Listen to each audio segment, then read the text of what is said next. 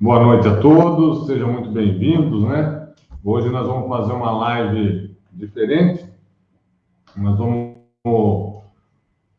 falar com o nosso presidente do Conselho Regional de Prerrogativas da 2ª Região, Dr. Fábio Pittini. Enquanto ele não entra, o meu colega conselheiro do Conselho também, Dr. Bruno Pedotti, vai nos acompanhar, vai bater esse papo. Nós vamos falar um pouquinho sobre o desagravo público, qual o procedimento adotado, né? A gente tem que saber como o passo a passo. E durante essa live a gente vai falar um pouquinho de prerrogativas também. E só aguardar o Dr. Fábio entrar, e aí a gente já começa esse bate-papo bacana. Tem muito assunto para a gente falar aqui ainda hoje. Não é mesmo, doutor Bruno? Sim, a prerrogativa é sempre importante, né? E nada melhor que debater com uma pessoa do gabarito do Dr. Fábio, né? O Dr. Fábio sabe muito, só tem a agregar à advocacia, sempre colaborou com a advocacia. Para quem não sabe, ele é o nosso presidente do conselho, ele também é autor de livros, depois ele pode divulgar os livros dele, ele disponibiliza links para os livros dele na internet, está sempre colaborando com a Ordem dos Advogados do Brasil, não só como conselheiro, mas também na OAB de São Luís do Paraitinga, onde ele exerce cargo. Enfim, o Dr. Fábio é um advogado que luta pela classe e tem um grande conhecimento e, com certeza, a gente vai aprender muito com ele hoje à noite. Sempre. Está chegando aí. Boa noite. Boa noite, doutor Fábio, tudo bem? Tudo bem, e vocês? Bem também. Tranquilo. Estava avisando aqui o pessoal que nós vamos bater um papo hoje aí com o Dr. Fábio Pittini, que é o presidente do Conselho Regional de Prerrogativas da 2ª Região, que abrange aqui todo o Vale do Paraíba e Serra da Mantiqueira. E Litoral Norte. Litoral Norte também, né? E é autor de livros também como o Manual Prático do Peticionamento Eletrônico. E também o Dr. Fábio vai, ao término da live, ele disponibilizou 4 livros que ele vai falar quais são, para a gente sortear para quem estiver interagindo conosco aí durante a transmissão. Beleza? Não é isso mesmo, doutor Fábio? Exatamente.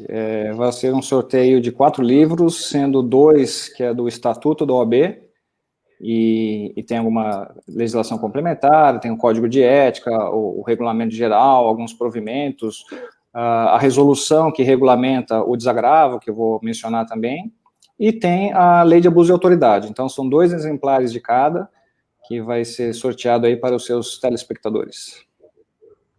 Perfeito. Isso aí, ao final, quem estiver interagindo conosco, a gente vai enumerar e vai sortear para quem estiver participando conosco aí da live, tá bom?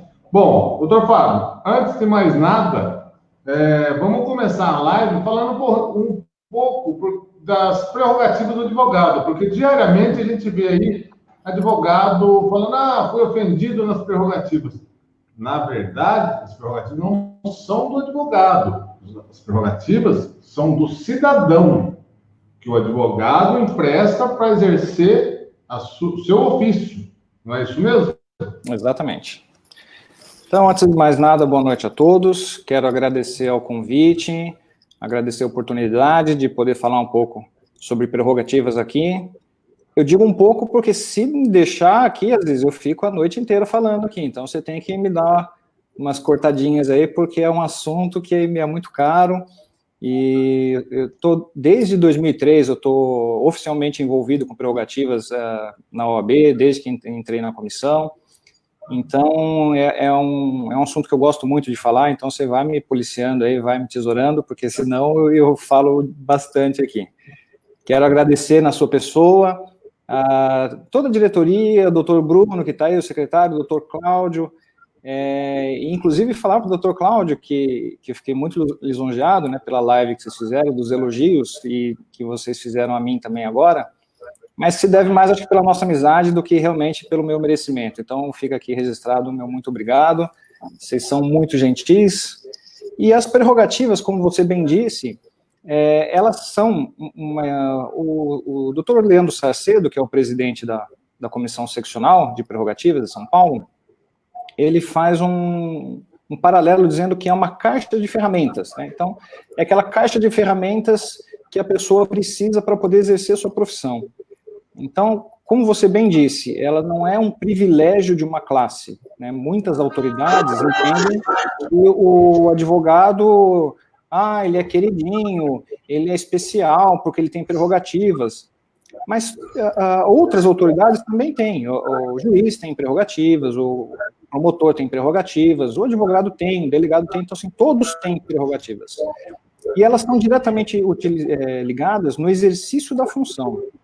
Então, quando que há a violação das prerrogativas que a gente entende, quando a gente vai julgar um processo de desagravo?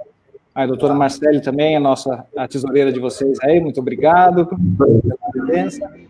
Então, quando é fácil da gente julgar isso no conselho, porque a gente analisa se houve essa violação no exercício da profissão ou em decorrência dela.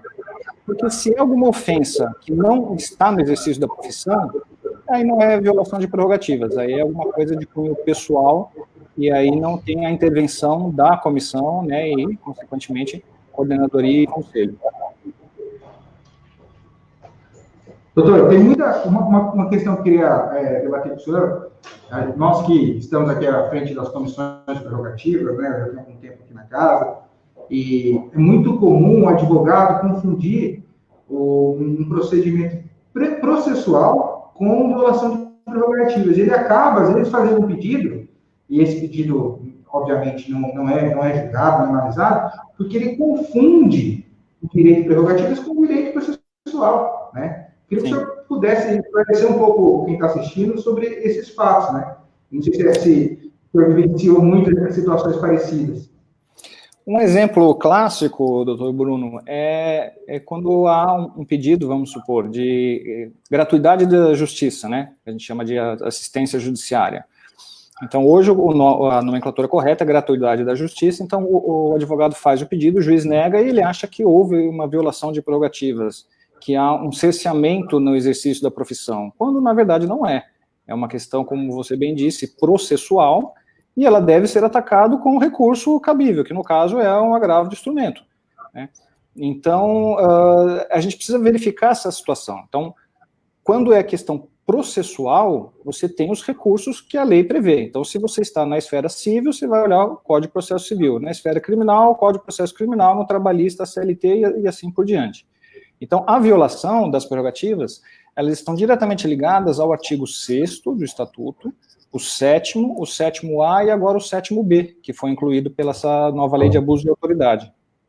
Então, no 6º, ele fala o seguinte, que não há hierarquia nem subordinação entre advogados, magistrados e membros do Ministério Público, devendo todos tratar-se com consideração e respeito recíprocos. E no parágrafo único fala que das autoridades em geral, né, os servidores públicos, serventuários, devem dispensar ao advogado, vírgula, no exercício da profissão, vírgula. Então, tá vendo como ela encaixa aí, a prerrogativa, ela é no exercício da profissão. Então, você ser ofendido num jogo de futebol, por exemplo, não viola a sua prerrogativa, porque você não está no exercício da profissão, né? E fala que deve dispensar tratamento compatível com a dignidade da advocacia. Então, o verbo é dever, não é querer, não é poder, não é dever, é um ordenamento. Então, assim, isso a gente precisa exigir das autoridades, esse respeito. E aí começa lá no artigo 7º, que tem todos os seus incisos, né? Então, assim, exercer com liberdade a profissão, a inviolabilidade do escritório, e não só do escritório, mas todos os instrumentos de trabalho, né? Então, hoje, o instrumento de trabalho é o smartphone, né? É o iPad, é um notebook, é o computador, né? É tudo isso que a gente tem, né? A correspondência, né? Escrita, hoje é mais difícil, né? Você receber uma carta, mas ainda é possível, né? Eletrônica, então e-mail, né? Por quê? Porque a gente tem o sigilo do advogado com o cliente, ele é sagrado. Eu costumo dizer para os meus clientes, você tem pelo menos 3 pessoas que você não pode mentir. que é advogado, médico e padre. E são os três que têm o dever de manter esse sigilo. Então, mesmo que nenhuma autoridade, nem juiz de primeiro grau, nem ministro do Supremo tem a autoridade ou o poder de quebrar esse sigilo. Então, ele não pode coagir o advogado, não, você vai falar o que o seu cliente disse na sua entrevista, na sua consulta. Isso não existe, não pode. Inclusive, é uma das prerrogativas nossas, mesmo se, olha só que interessante, mesmo se o cliente autorizar. O advogado, ele não é obrigado. Se ele quiser, ele pode falar, não vou depor como testemunha. Nesse caso, eu não sou obrigado a informar isso. Então, a gente tem uma série de mecanismos para bem exercer a profissão, né? E decorre da nossa Constituição, né, de 88, a Constituição Democrática, que a gente prevê que a gente está no Estado democrático de direito. Então, muitos dos incisos que foram feitos das prerrogativas é realmente para evitar um estado de exceção, né, um autoritarismo. E aí, por que foi muito mal interpretado? Para mim, eu ainda sustento, eu já falei isso em algumas palestras, que houve má fé do poder público em propaganda enganosa em relação à aprovação da lei de abuso de autoridade. E eu tenho prova disso, tá? Então, falando que essa lei era um absurdo, que ia acabar, que ia ter a corrupção, ia soltar todos os presos, ia engessar o juiz, e na verdade não é nada disso, ela visa coibir o abuso de autoridade. Então, a autoridade, ela tem, no cargo que ela está. Tá? Então, como o artigo 6º fala que não há hierarquia nem subordinação, juiz não é melhor que advogado. Juiz não é chefe de advogado. Tá? Nem Ministério Público, sabe? Nem Procuradoria, nem delegado, ninguém. Estão todos no mesmo nível. Cada um exerce um papel diferente. Né? Se me permitem, não é o mais adequado, um silogismo, mas como se fosse um teatro. São atores de uma peça, cada um tem o seu papel. Ninguém ali é o protagonista é o cidadão, é a justiça, é aonde a gente vai buscar a efetivação desse direito, desse nosso cliente. E eu sempre costumo dizer isso, a gente tem todo o aparato estatal contra o cliente, por exemplo, no caso de uma ação criminal. Então, um sujeito cometeu um crime, né? Os criminalistas já não vão gostar de ter falado isso, né? Vai dizer o seguinte, dizem que ele cometeu o crime, né? Ele não cometeu o crime, né? Você está falando que ele cometeu, né? Ele está dizendo, não sou eu. E aí, o que acontece? Polícia Militar. Então, você tem todo o batalhão. Quantos soldados tem sargentos, tenentes da Polícia Militar que estão lá? Aí leva para a delegacia. Aí você tem lá o escrivão, você tem o investigador, você tem o delegado. Aí eles fazem todo o relatório, encaminham para o fórum, vai para o Ministério Público, que tem lá o seu assistente de promotoria, o oficial de promotoria, o estagiário, oferece a denúncia, isso vai para o juiz, passa na mão do serventuário, tem lá o serventuário de sala, o auxiliar do juiz, que faz o assistente lá que faz os despachos, tá, as minutas, e o juiz, olha quanta gente a gente mencionou contra o cidadão, e quem é que está do outro lado para defender esse cidadão? É o advogado. Então, a gente tem aí um número interminável de pessoas contra uma pessoa só, que é o advogado. Então, se esse advogado não tiver o mínimo de garantias para poder exercer a sua profissão e tentar buscar a verdade real, que é a finalidade do processo, com garantias para o cidadão, aí a gente não está mais no Estado democrático de direito, a gente está no estado de exceção, que a maioria das vezes, quem conhece bem a história sabe disso. Então, se você quer ter um Estado autoritário, ditatorial, primeiro você acaba com os advogados. Por quê? Porque é a voz do cidadão, é a única pessoa que está lá para poder defendê-lo.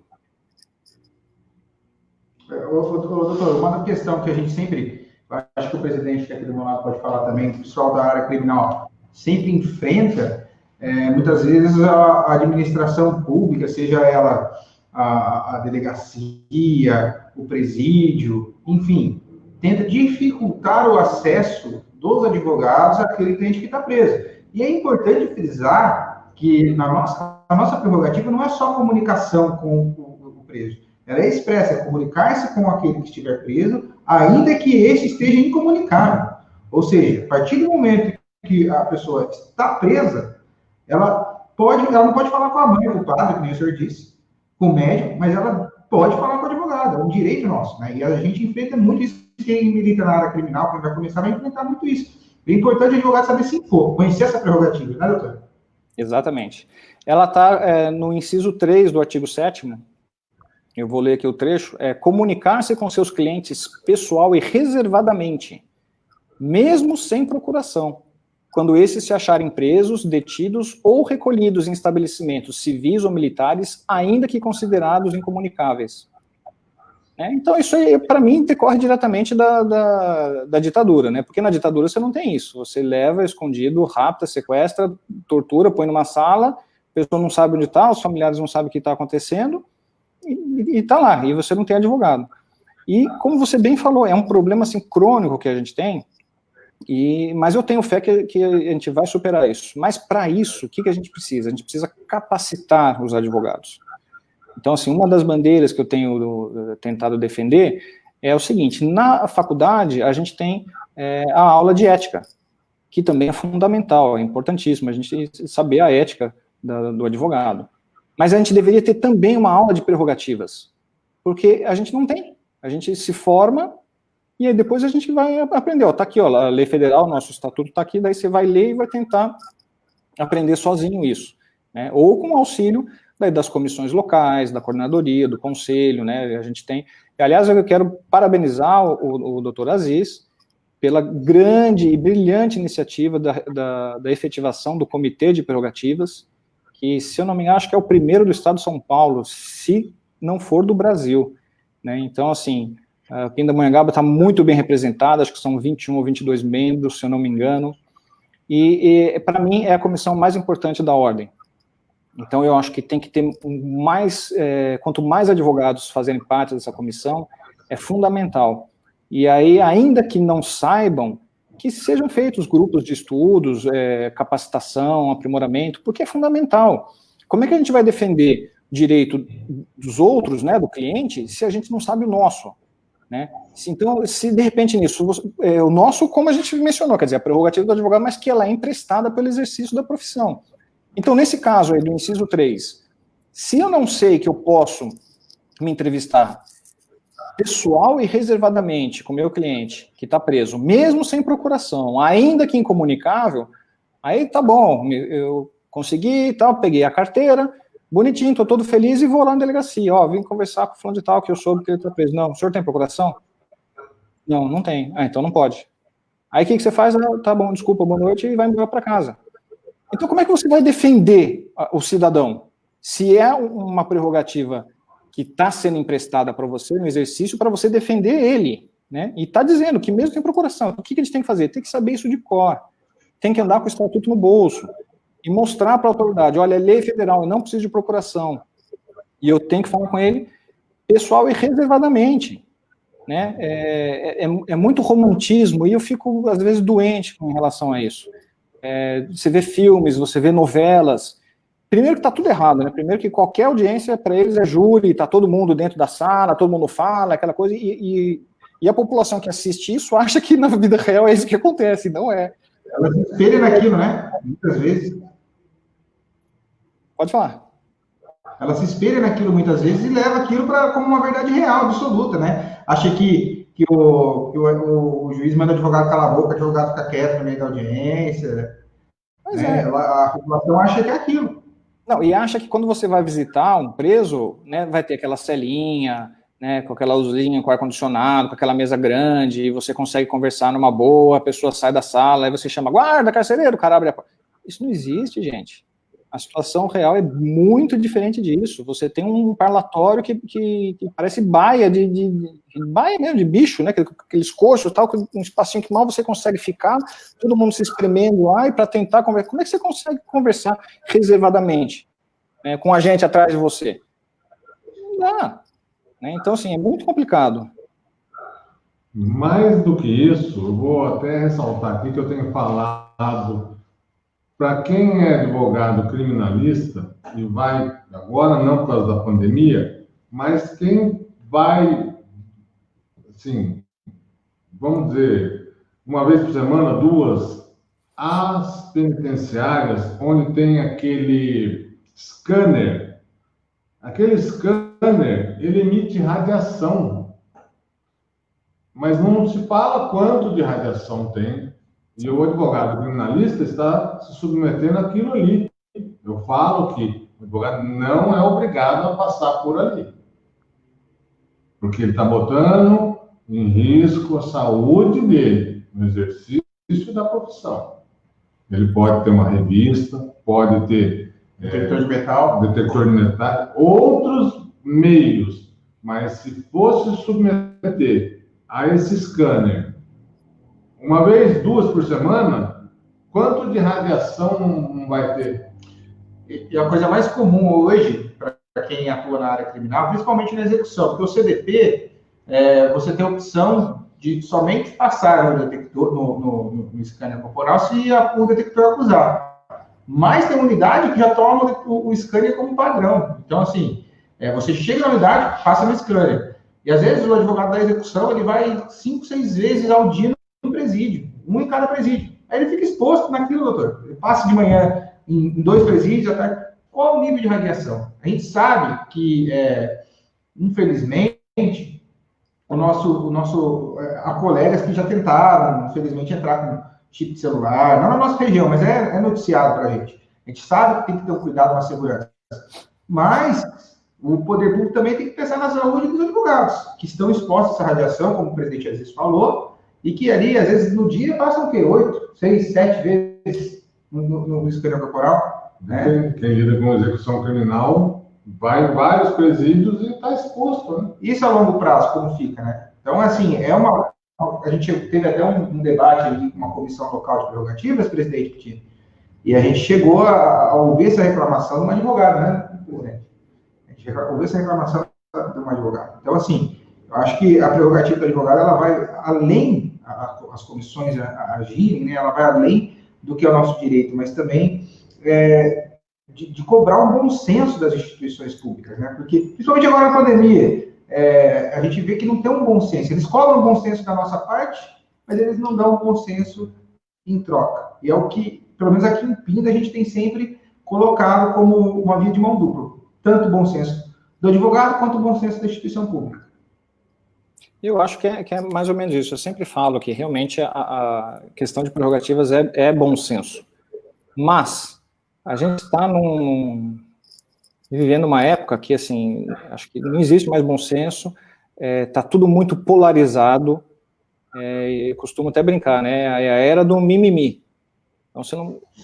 Qualquer coisa que você falar, você está errado, não sei o quê, e já colocam todos os tipos de rótulo possível, né? Por um lado, você tem manifestações que são aplaudidas, mas se você fizer exatamente o contrário, ainda não pode, quer dizer, são os excessos, então você tem que haver um meio termo. E acho que se agravou mais ainda com a pandemia, com o isolamento social, né? O pessoal tá ficando meio doidão, porque não pode fazer nada, tal, então eu acho que está muito a flor da pele, e aí realmente o bom senso tá difícil de se achar. Mas pegando o gancho que vocês falaram, para quem não sabe, e aí assim, é difícil ouvir isso, né? Não sabe, mas deveria saber, né? O artigo 7º-A, ele fala dos direitos da advogada, né? Então, no 7º-A1, ele fala que são direitos da advogada gestante, a linha A entrada em tribunais sem ser submetida a detectores de metais e aparelho de raio-x. Né? Então, assim, por quê? Porque se foi promulgada essa lei, faz mal para o feto. Agora, não é só para o feto. E os cânceres de tireoide, câncer de próstata, de ovário, como vocês falaram, a gente não sabe o nível de radiação, e essa exposição constante e diária faz muito mal para o advogado. E quem é que vai bancar isso? Depois a gente vai entrar com uma ação coletiva contra o Estado. Todas as pessoas que passam por lá são submetidas? Não, né? Porque muito se confunde, principalmente na advocacia criminal, o advogado com o cliente. O cliente é bandido, o advogado é bandido também. Né? E, assim, ela é muito mal vista e muito mal interpretada, a advocacia criminal. Né? E todos nós estamos sujeitos ao crime da advocacia criminal. Né? E não é por causa disso que nós somos bandidos. um acidente de trânsito pode ter reflexo criminal, né? Crimes ambientais, de repente você corta uma árvore, você pega um passageiro, é a esfera criminal. E nem por isso você é a escória da sociedade, você é bandido, você é vagabundo, aquela coisa toda, que isso não pode acontecer. Então, assim, já tem isso da advogada da gestante, né? Então, isso precisa ser adotado. Eu não vou mencionar onde, mas vocês já devem saber. Aconteceu isso comigo, né? Quando instalaram esse portal de raio-x na entrada do fórum, eu fui passar, né? Cumprimentei lá os seguranças, e aí pediu para abrir minha pasta. Eu falei, não, minha pasta você não vai abrir. Não, apitou. Eu falei, claro que apitou. Tem notebook, tem guarda-chuva, tem um monte de coisa de metal, tem chave, tem um monte de coisa de metal aqui, mas isso aqui é inviolável. Eu sou da prerrogativa e tal. Ah, mas não sei o que, é ordem. Enquanto eu estava discutindo, entrou uma serventuária com uma bolsa. Apitou aquele portal inteiro, e ela passou, ela falou, olha lá, pega lá, vai dar a revista nela. Ah, não, mas ela trabalha aqui, né? Eu falei assim, eu trabalho onde? Eu estou aqui passeando, né? Aí entrou por trás a promotora. Eu falei, a promotora entrou por trás, nem passou pelo detector de metal. Vai lá, pega ela, dá uma geral nela. Ah, não, mas ela é promotora. Eu falei, eu sou advogado. Então, a partir do momento que você não vai fazer a revista em serventuário e membro do Ministério Público, você não vai fazer em advogado também. Ah, não, pois não, doutor. Então, nunca mais eu fui revistado, hoje eu passo, apita tudo. Claro que, né, depois você conversa, fiquei amigo dos guardinhas e tal, mas é para mostrar isso, né, a ordem, ela não é contra essa situação. O que ela é contra é a discriminação. Tá? Então, a gente tem até precedente do CNJ, tá, num procedimento do controle, e fala nesse sentido. Né? Então, por causa de segurança. Por causa de segurança, mas assim, por que é sempre o advogado que vai surtar? A gente não teve o caso lá do procurador que surtou, esfaqueou, o outro que botou fogo na juíza e tal, não era advogado.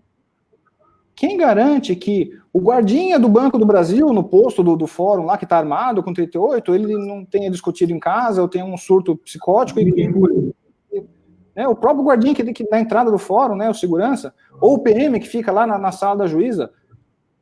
Então, assim, promotor, juiz que tem porte de arma, que entra armado, né, a gente teve casos já das pessoas surtarem, mas não, o problema é o advogado. O advogado é a parte, que são sempre submetidas a essas revistas, muitas vezes vexatórias, e isso não pode acontecer. Então, ou todo mundo passa, ou não passa, o advogado não vai passar. É isso que a gente tenta. Essa questão que o senhor mencionou, pegando o gancho do senhor, eu acho que a advocacia cada vez mais vem perdendo espaço. Nós estamos, através desses anos, desde a promulgação da Constituição de 88, a gente vem perdendo espaço. Então, assim, nós somos testados o tempo todo. A advocacia é constantemente testada, seja pelo Judiciário, seja pelo Ministério Público, seja pelos agentes policiais, pelos delegados, seja pela Secretaria de Administração Penitenciária, a gente é testado o tempo todo. E a conveniência faz com que as autoridades nos tratem de uma forma desproporcional, como o senhor menciona. Então, assim, é muito comum, e isso a gente, nas comarcas menores, que nem Pindamonhangaba, São Luís Parintins, o senhor já deve ter ouvido falar, aquele papo do advogado, não vou fazer nada porque vão me prejudicar depois. E o advogado tem que reclamar, né? Tem que reclamar, tem que saber reclamar. Reclamar não é brigar com o juiz, não é brigar com o promotor, não é brigar com o professor da prerrogativas. É fazer que nem o senhor fez. O exemplo que o senhor deu é o exemplo mais clássico. Impor e pedir a igualdade. Falar, tá bom, eu me submeto, mas o Ministério Público tem que se submeter também. É exigir que seja tratado de forma igual. E é isso que nossos colegas confundem, perdão. Às vezes a gente vê no exercício da comissão local de prerrogativas, o advogado achar que vai chamar a comissão vai chegar lá e vai brigar com a autoridade, vai bater boca. E a gente não, a gente vai para conversar, para tentar resolver. Né? A gente vai lembrar àquela autoridade que existe uma lei federal que nos garante aquela prerrogativa. A gente vai debater com aquilo, né? Vai debater com aquela cartilha, com aquela lei na mão. Ou seja, a lei no bolso, que nem o senhor disse. E é isso que é importante, acho que o advogado saber, que Não adianta somente discutir, tem que saber argumentar, tem que saber exigir o cumprimento da lei. Embora esteja lá, como eu disse, nós somos testados o tempo todo. A conveniência deixou o poder público pressionando a advocacia. Eu acho que o advogado, não sei se o senhor concorda, presidente, mas a gente o tempo todo é testado pela administração pública, pelo poder público. Sobral Pinto já fala, a advocacia não é para covardes. Mas, quando a gente fala em prerrogativas, em primeiro lugar eu falo, o advogado tem que dar o respeito para ter o respeito. Não adianta chegar chutando porta, gritando, não é assim que se resolve nada. Tá? Primeiro, tem que ter bom senso, sem polarização, como você mesmo falou, né, meu pai? E não adianta você chegar... Às vezes o advogado, se ele ficar cego, é pior. Então, o importante é que ele possa estar enxergando a situação e vendo, aqui foi violado minha prerrogativa. Até para debater, para ter um discurso, porque se ficar cego, ele vai querer gritar, não adianta. Né? Tem que ter equilíbrio nessa hora. Só vou estar dando um alô para quem está participando aqui e reforçando. Para quem está participando aqui conosco, ao término da live, nós vamos sortear 4 livros que o doutor Fábio vai dedicar aqui para nós, para estar sorteando, tá? Então, vamos mandar um abraço aqui para a doutora Débora Alves, que está nos acompanhando. Um forte abraço, doutora. A Marta Ferreira, um abraço, Martinha. Valério Oliveira, que é da Comissão de Prerrogativa de Ubatuba. Manda um abraço para o Márcio aí de Ubatuba também, né, nosso colega. Valéria Lica Pittini, boa noite a todos. A Marcele Monteiro, nossa tesoureira, está dando uma boa noite aí para todos também. O nosso colega, doutor Ricardo Azeredo, boa noite, Fábio. É um orgulho para a nossa classe, profissional sério e combativo. Grande abraço a todos. Aliás, aqui eu vou fazer uma ressalva, vou falar que um dos desagravos que eu presenciei, assim, mais emocionantes, foi o do Ricardo. Foi muito emotivo no seu desagravo. Né? E assim, não teve quem que estivesse assistindo que não se emocionou. Um grande colega, combativo, muito correto, nota 10, doutor Ricardo Azeredo. Forte abraço, doutor. Foi muito, se me permite, às vezes, realmente foi muito bonito, foi o primeiro que a gente teve em São Luís. O local estava cheio, teve gente que ficou para fora, e eu participei, né, como presidente da comissão, né, eu fiz a parte da instrução. Depois, na época, eu era membro do conselho. Não, eu me abstive de votar, declarei como suspeito, né, para votação, mas estive na sessão de julgamento, e muito honrado, fui convidado por ele para ser orador. E realmente foi um dos agravos assim, mais emocionantes que eu já vi, merecido. O doutor Ricardo é um grande parceiro também, show de bola. Outro colega nosso que está aqui também acompanhando, o doutor Ulisses Nogueira, grande doutor Ulisses, forte abraço, viu? Olá, Ulisses. Doutora Mônica Palma Souza, também sempre ligada aí nas nossas lives, forte abraço, boa noite. Doutora Flávia Batista também, que pertence ao Comitê de Prerrogativas. Forte abraço, doutora. Nós, infelizmente, por causa dessa pandemia, é bom até destacar, você falou, do nosso comitê. Eu vou falar um pouquinho aqui que o mérito começou lá em janeiro de 2019, quando eu falei com o Leandro Sarcedo, presidente de Prerrogativas da seccional, quando tive essa ideia, ele falou, não, legal, vamos já começar com uma oficina de prerrogativas Otávio Augusto Rossi. Foi a primeira oficina no estado de São Paulo. Foi aqui em Pindamonhangaba, em março de 2019. E dali para frente, nós conseguimos mais adiante, fazer o comitê, montar o comitê com membros, que você falou, 22 membros, né? Não é um comitê pequeno, é uma das maiores comissões que nós temos hoje.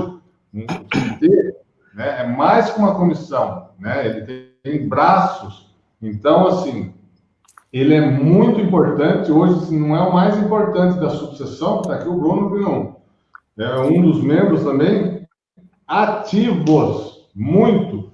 E agora, é importante a gente frisar, e por causa dessa pandemia, a gente parou. A gente deu uma parada, porque não dá para... Mas já teria evento no final de março. Estava programado alguns eventos, né, presidente? Tinha tudo planejado. Está tudo planejado já. Tivemos que adiar. Agora, não sabe-se lá quando a gente vai voltar à normalidade. Mas tá bom. Vamos lá continuar aqui o abraço aqui para a doutora Cris Copaz. Grande abraço para a doutora Cris.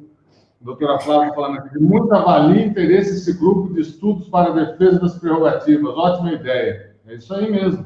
Doutora Viviane Tavares, boa noite a todos. Boa noite, doutora. Doutora Andréia de Azevedo Gonçalves, dando boa noite aqui também. Doutor Luciano Guerreiro, Virgem. Infelizmente, alunos e a própria Faculdade de Direito não dão a devida importância nas aulas de ética e sobre o próprio estatuto. Aqui eu vou fazer um parênteses, Luciano, muito bom, viu? Seu comparativo, eu vou falar aqui para você, Fábio, quando você falou que aula de ética você tem, prerrogativa você não tem, certo? Você tem que sair no peito. Então, eu vou te falar o seguinte, quantos processos tem na ética e quantos processos tem na prerrogativa? Só para você ver, são dois pilares da advocacia, mas não são equiparados. Será que a gente tem tanto advogado que tem algum deslize, que acaba caindo em alguma infração ética? Ou não chega todos os casos que foram violados na prerrogativa? Fica aí a reflexão. Muito bom, viu, Luciano? Só continuando aqui, ó. O Alexandre Botelho, grande abraço, Alexandre. A Valéria Lica Pittini, há muitos advogados que ainda não conhecem seus direitos. Como defender os direitos de seus clientes? Perfeito, tá vendo? Doutora Andresa Cardoso, dando boa noite. O boa noite da nossa vice-presidente, a doutora Elizabeth Martins Souza. Boa noite, Beth. A Marcele está falando perfeito, presidente, concordo. A Valéria Grande, doutor Ricardo Zeredo. Ulisses dando uma boa noite aí para os queridos. Alexandre Ferre, boa noite aos nobres colegas. Adriana Santos também. Doutora Adriana está dando boa noite. Boa noite, doutora. Olha aí, você falou dele, o doutor Cláudio Berenguel Ribeiro, que nos acompanha, ele está falando o seguinte, o advogado tem a prerrogativa de receber a justa paga por seu trabalho, diminuir o abismo financeiro entre outros atores do judiciário. Se a OAB não se ocupar disto, breve estará administrando uma massa de miseráveis. Esse é o ponto de vista do Dr. Cláudio, sempre com um ponto de vista visionário e diferente, né? Agora também, vamos lá, Dr. Leonardo Dyer, forte abraço. A comissão de prerrogativas da nossa subseção é bem atuante. Parabéns aos amigos. O Dr. Cláudio ainda volta a falar aqui. Ilustre colega Fábio Pittini é fiel depositário de nossas esperanças na defesa aguerrida de nossas prerrogativas, nossas homenagens. Esse Dr. Cláudio é fera. É um romântico, né? Não é à toa que é um combativo advogado. Não, e escreve muito bem. Demais. Está saindo, falar nisso, está saindo o livro dele agora. Que bacana. É o salário máximo. Né? Não é, ele entende que não deveria ser salário mínimo, e sim o salário máximo. E aí, quem lê o livro vai entender do que ele fala, toda a história certinho. A gente vai fazer uma live falando, ele vai fazer a resenha do livro rapidinho, né? O Cláudio é aquele cara que, se você conversar meia hora com ele, você tem meia hora de aprendizado. Ele é verdade. Ele é o nosso decano e nosso professor, né, Liz? Nosso mentor. Nosso mentor. Ele tem muito conhecimento. Verdade. Agora aqui, ó, vamos falar. Quem estiver participando conosco aqui vai concorrer ao sorteio desses 4 livros que o Dr. Fábio nos presenteou para o sorteio, tá bom? No final da live a gente vai fazer esse sorteio. Bom, agora, Dr. Fábio, vamos entrar diretamente no desagravo público e o seu procedimento? Vamos. Eu queria também só registrar uma presença, falei do Cláudio, do Ricardo, eu preciso mandar um beijo para a doutora Valéria, porque senão eu vou ter problema em casa. Então, um beijo, meu amor, meu filho, também estou me assistindo, muito obrigado. Você mencionou, então, isso que realmente é muito importante, a gente ter que saber, a gente tem que conhecer realmente as nossas prerrogativas. Então, lá, artigo 6º, 7º, 7º-A e 7º-B. Tem que saber isso de cor, tá? Para a gente poder defender. Como vocês dois mencionaram, o que é? Normalmente, a prerrogativa, o pessoal tem a visão de que é a rota da OAB. Não é. A tropa de elite e tal, não é isso. Se precisar, a gente chega nisso, tá? Então, assim, primeiro, educação a gente teve de berço. Então, acho que independentemente da posição que você está, eu acho que você tem que ser educado e exigir a educação. Começa por aí. Se a autoridade levanta o tom de voz, você levanta também. Você tem que colocar a autoridade no lugar dela, tá? Então, por quê? Eu disse isso numa outra live que eu fiz. Você imagina o juiz, né? O juiz, ele passou no concurso, né, fez o cursinho, todo mundo fala que, olha, você é o melhor dos melhores, não sei o quê, e puxa saco do juiz e tal, daí ele vai assumir uma comarca. Você tem aquela renca de serventuários, perdão a expressão, mas aquele número enorme de serventuários, que lá é o seu chefe direto, né? E realmente são alguns muito puxa-sacos. E então ele tá acostumado a ser bajulado. Né? Então ele está acostumado a mandar e a pessoa fazer. Né? Eu presenciei estarrecido numa audiência em São Luís. Na época, a juíza tinha terminado, estava digitando o termo, chegou uma serventuária que não era diretor do cartório, quer dizer, não tinha bacharelado, não tinha conhecimento, era só a prática, com um processo aberto. Olha, doutora, esse aqui não sei o que fazer. Aí, se você for pegar as normas da corregedoria, o que o serventuário tem que fazer? Né? Ele fala, né, bater o carimbo de conclusão e mandar em branco. Quer dizer, hoje não é mais carimbo, né? Você faz a certidão no processo digital e encaminha. Por quê? Porque o serventuário, ele não tem o conhecimento técnico, ele não fez os 5 anos de faculdade.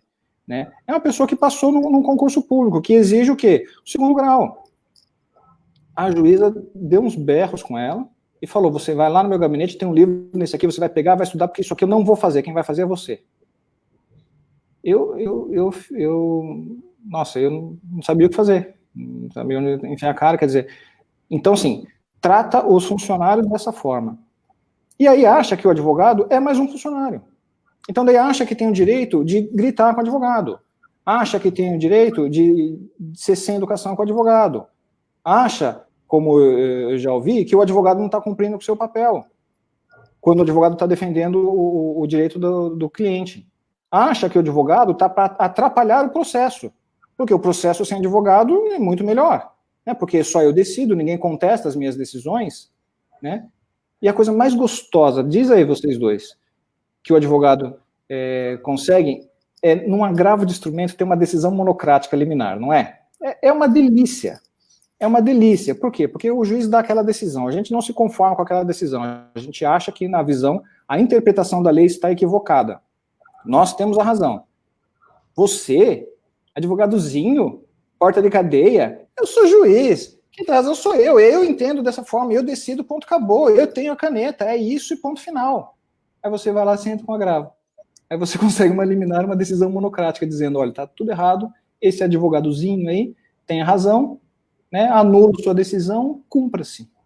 Ponto. Cumpra-se. E aí, como é que fica?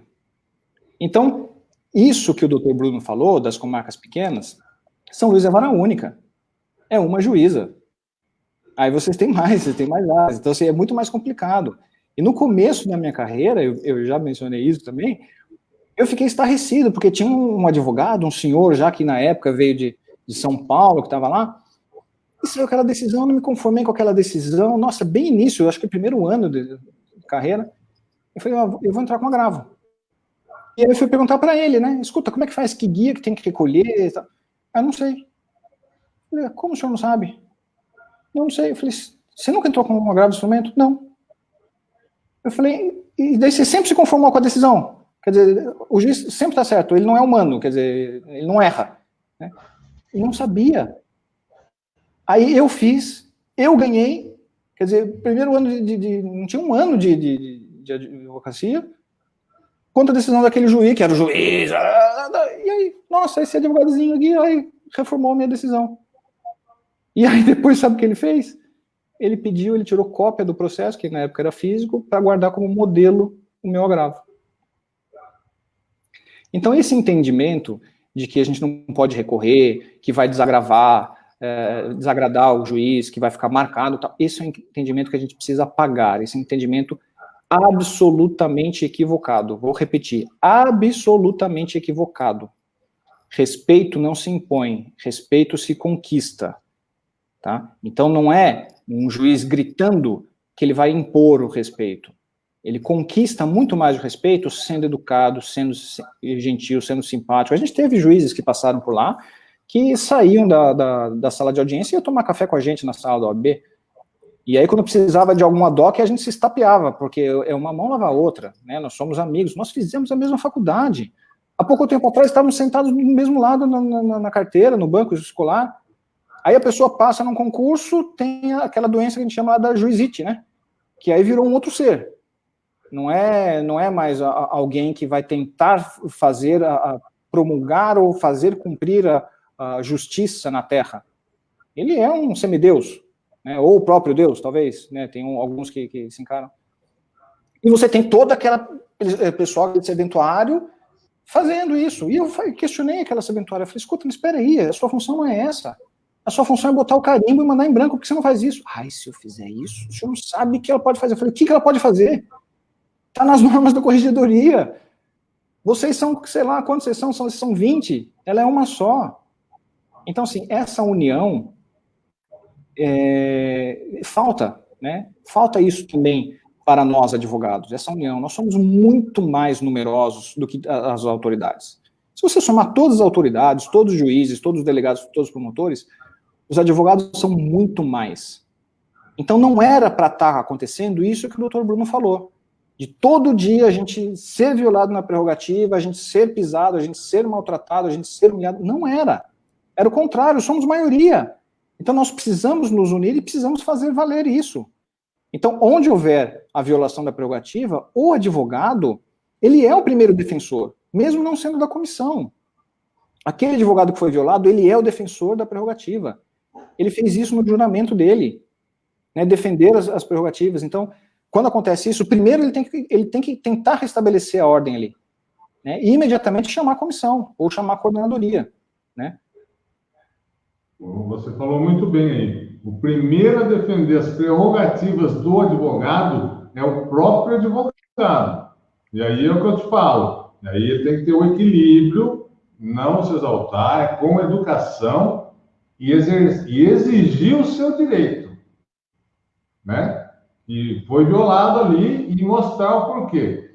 A gente tem vários exemplos que eu podia citar aqui, desde exemplos na delegacia, né, onde você tinha inquéritos que você não tinha acesso porque estava lá, tinha um pedido lá de busca-apreensão, mandado de prisão para ser cumprido. Então, estranhamente, não se localizava o inquérito.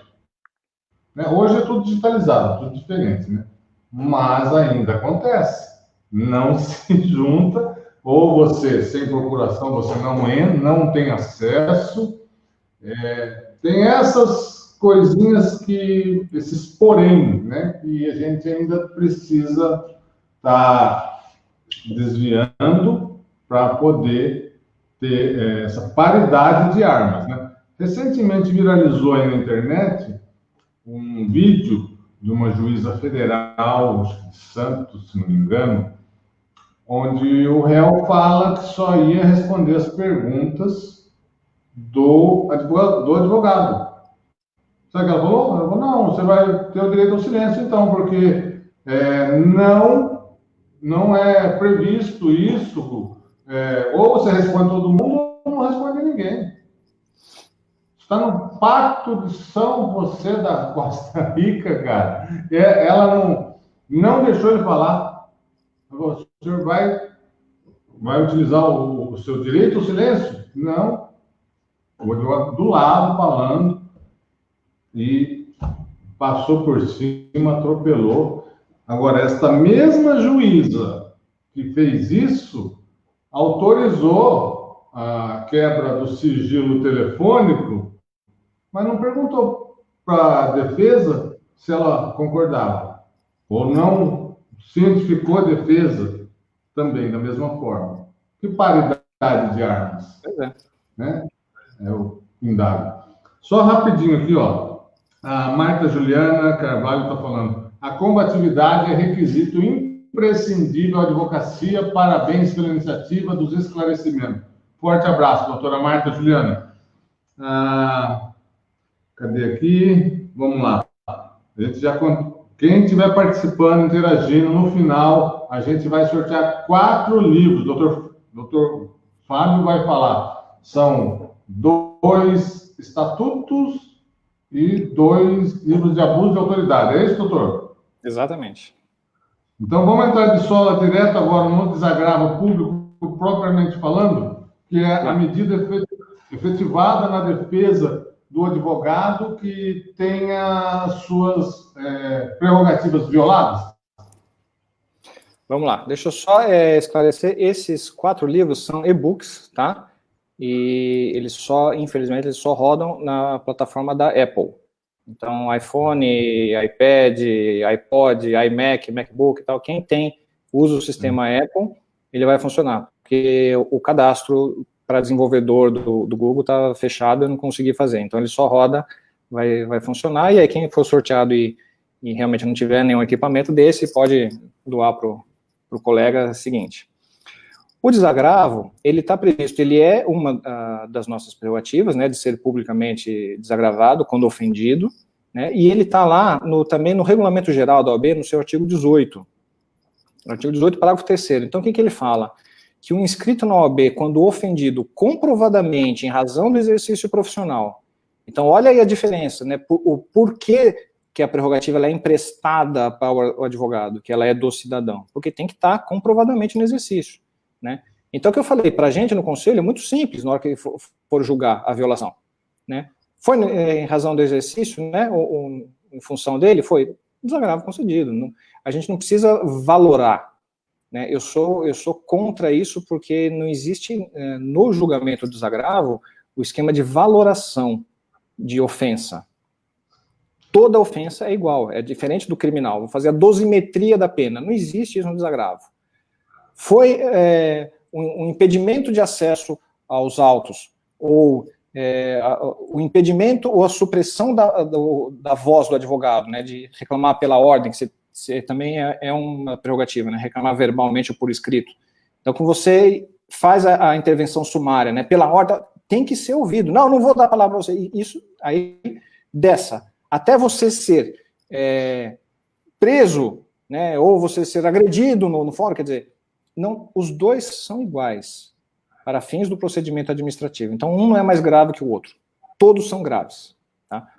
Então, ele tem o direito ao desagravo público, promovido pelo conselho competente. Então, Vale do Paraíba, Serra da Mantiqueira, Litoral Norte, abrange a 2ª região, tá? De ofício, a seu pedido ou de qualquer pessoa. Olha que interessante. Então, de ofício, aí é uma prerrogativa minha como presidente do conselho. Então, se aquela violação for notória, estarrecedora, eu posso instaurar o procedimento de ofício. Ou, o que é mais comum, o ofendido pede, tá? Ou qualquer pessoa, olha que interessante. Então, assim, eu sou advogado do São Luís, vara única, puxa, eu não quero fazer, tal, juíza, tal, mas o meu colega vai lá e faz. Por quê? Porque a violação da prerrogativa, eu sempre digo isso, o advogado que foi violado, ele que sofreu na carne, ele seria o violado em primeiro grau, digamos assim, né? Ele que sofreu aquela violação. Mas essa violação atingiu toda a classe dos advogados. Se não for isso, não há desagravo. Por isso que eu digo que é simples você julgar um procedimento de desagravo. Então, se foi uma negativa de um recurso, de um pedido de gratuidade de justiça, isso não é ofensa à prerrogativa. Né? Isso não é ofensa a nada, isso aí é uma questão processual que você responde. Então, nisso não cabe desagravo. E qualquer pessoa pode pedir porque é interesse público, porque o advogado, na sua função, está lá no artigo 2º do Estatuto, ele exerce função social pública relevante. Né? Então, o artigo 133 da Constituição diz, né, é o único, que o advogado ele é indispensável à administração da justiça. Indispensável. Sem advogado não tem justiça. Então, assim, essas autoridades que violam as prerrogativas, que estavam lutando contra a promulgação da lei do abuso de autoridade, não são autoridades. São ditadores travestidos de autoridades. Porque é muito simples. É só você respeitar a lei. A lei ela visa coibir o abuso de autoridade. O abuso que é ruim, né? A gente não está coibindo a autoridade, não está tirando a autoridade da pessoa. Ele só está dizendo que você tem limites. Você não pode fazer tudo o que você quer. Você tem que fazer o que está na lei. E o advogado, o que ele faz? Como você falou, Aziz, não vai responder a pergunta do advogado. A gente parte do seguinte princípio: o que não é proibido é permitido. Né? Não diz a lei de introdução das normas do direito brasileiro, a LINDB, que na época era LIC, né? Ninguém é obrigado a fazer ou deixar de fazer algo senão em virtude da lei. Né? Então, se a lei obriga, você tem que fazer. Se ela não obriga, você pode fazer. Desde que não seja proibido, né? Agora você vem e você tem uma atitude arbitrária dessa que não vai, é direito constitucional dele ficar calado, de ele responder algumas perguntas. Né? Essa eu não quero responder, eu vou ficar em silêncio. Essa outra eu respondo. Isso é muito comum, já aconteceu isso comigo, com os meus clientes. Né? Teve um caso, rapidinho, eu vou fazer um parênteses e já vou entrar no desagravo. Mas que houve uma inversão da prova. Não tinha sido esgotado o processo criminal, não tinha sido esgotada ainda a oitiva das testemunhas de acusação, e a juíza queria fazer o interrogatório do réu. E eu falei, não, a defesa não concorda com a inversão. Mas é carta precatória, tem aqui precedentes, tal, que eu vou fazer. Eu vou inverter, tal. Eu falei, olha, mas ele tem o direito de se manifestar por último. Né? Não sei o que vai ser a carta precatória. Não, mas eu vou fazer, então você vai constar em ata que a defesa não concorda, constou, e mesmo assim foi lá e fez. Aí sentou lá. Então você vai responder, tal, daí ele perguntou, doutor, o que você orienta? Eu falei, eu oriento você ficar calado. Ele não vai responder, não vai responder, acabou ali a audiência. Aí voltou a precatória, as alegações finais do Ministério Público foram mais de 50% com base nessa precatória, e eu, em alegações finais, pedi a conversão do julgamento em diligência, porque a defesa não teve oportunidade de se manifestar contra a precatória, que, como eu tinha dito lá atrás, né, ela se baseou numa prova que ele não teve oportunidade. O que a juíza fez? Ela remarcou o outro interrogatório. Quer dizer, custava fazer isso? Não vou inverter. Tá bom, doutor, voltando à precatória a gente marca. Mas aquele, não, eu quero, eu mando, eu faço, eu tenho a caneta. E isso não é interessante. Tá? O arquivamento, no parágrafo 3º do artigo 18, que o relator ele pode propor, se a ofensa for pessoal, tá? E não estiver relacionada com o exercício profissional ou com as prerrogativas do advogado, ou se configurar crítica de caráter doutrinário, político ou religioso. Tá? E no parágrafo 9º, ele fala que o desagravo público, como instrumento de defesa, ele não depende da concordância do ofendido, que não pode dispensá-lo, devendo ser promovido a critério do conselho. Então lá, não depende, não pode dispensá-lo, devendo ser promovida pelo conselho. Eu, como presidente do conselho, eu devo promover o desagravo, mesmo que a parte não queira, mesmo que depois, não passou muito tempo, eu não quero mais o desagravo deve acontecer.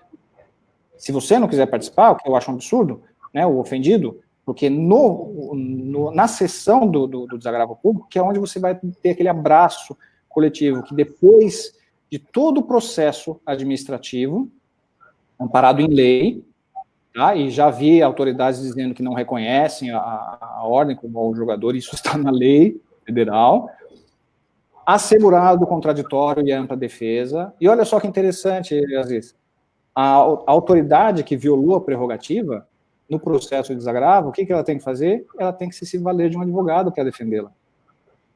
Tá? Então, num primeiro momento, quando há aquela defesa preliminar, ela pode até fazer, eu não recomendo, mas ela pode até fazer, é igual mais ou menos do GCRIM, ela faz uma resposta à acusação.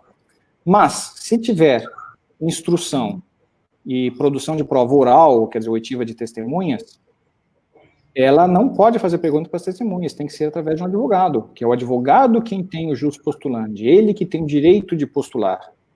E se ela não quiser constituir um advogado, vai ser nomeado um ad hoc, para garantir a lisura do procedimento, garantir o contraditório, a ampla defesa, o devido processo legal. Eu já peguei casos que eu anulei uma parte do processo como relator, porque eu vi ali violação do ofendido, da autoridade ofensora, porque não foi nomeado advogado. Eu falei, não, isso está errado, volta lá, ela tem direito de ter um advogado, ela precisa disso, tem que ter uma defesa técnica, então nomeia-se um ad hoc para fazer a defesa dessa pessoa, ainda que ela não queira, né? Mas ela tem que ter, para analisar, para ver se não tem nenhuma nulidade no procedimento. Então, o procedimento é muito simples. As pessoas vão entrar, isso a gente precisa divulgar mais, viu? Aproveitar até o seu comitê, grupo de estudo, até me proponho, se for o caso, a gente combinar alguma coisa de fazer isso, para poder estudar. Ela está na resolução da OAB número 1 de 2018. E essa resolução está no site da OAB de São Paulo. Então, você entrando no site da OAB de São Paulo, na parte de comissões, você vai achar ali Comissão de Direitos e Prerrogativas. Na aba esquerda, vai ter uma coluna vermelha, você vai lá em Procedimentos. Depois vai ter lá Procedimento Administrativo, Resolução 1 de 2018. Essa resolução, ela regulamenta todos os pedidos, então, de assistência, as representações e as concessões do desagravo. Tá? Então, a parte prática, como a gente vai mencionar, é a receita do bolo. Então, onde está o desagravo? Está no artigo 15 e seguintes dessa resolução. Vamos lá. Deixa eu só registrar também, quem está acompanhando conosco a live aqui é o doutor José Carlos Teixeira Júnior, também conselheiro da segunda região aqui do nosso Conselho Regional de Prerrogativas. Forte abraço, doutor José Carlos. Grande Teixeira, inclusive membro do comitê também, aí, né? Também. Então, está lá no artigo 15 seguintes. É muito simples, porém, eu sempre falo, ninguém é bom juiz em causa própria, tá? Então, assim, o advogado que vai ser ofendido em primeiro grau, como eu fiz esse comparativo, é bom você ter a assistência de um colega, né? Por quê? Porque para que existe o advogado? Por exemplo, numa ação de divórcio, o casal quer se matar. E o advogado é aquele terceiro isento de emoções, que o advogado tanto faz, se eles se matarem ou não, né? Se traiu, se não traiu o advogado. E é a pessoa racional, sem emoções. Então a gente tem que tomar muito cuidado, né, como advogado, para defender o cliente. Se a gente acha que a gente ultrapassou essa linha de emoção, a gente deixou de ser técnico, não estou dizendo ser frio, ser mal educado, mas a gente precisa ser técnico, a gente tem que usar a razão, né? Eu peguei muitas petições, isso também a gente precisa combater, aos colegas novos, né, que não sei se é nesse afã de querer advogar, ataca o advogado da outra parte.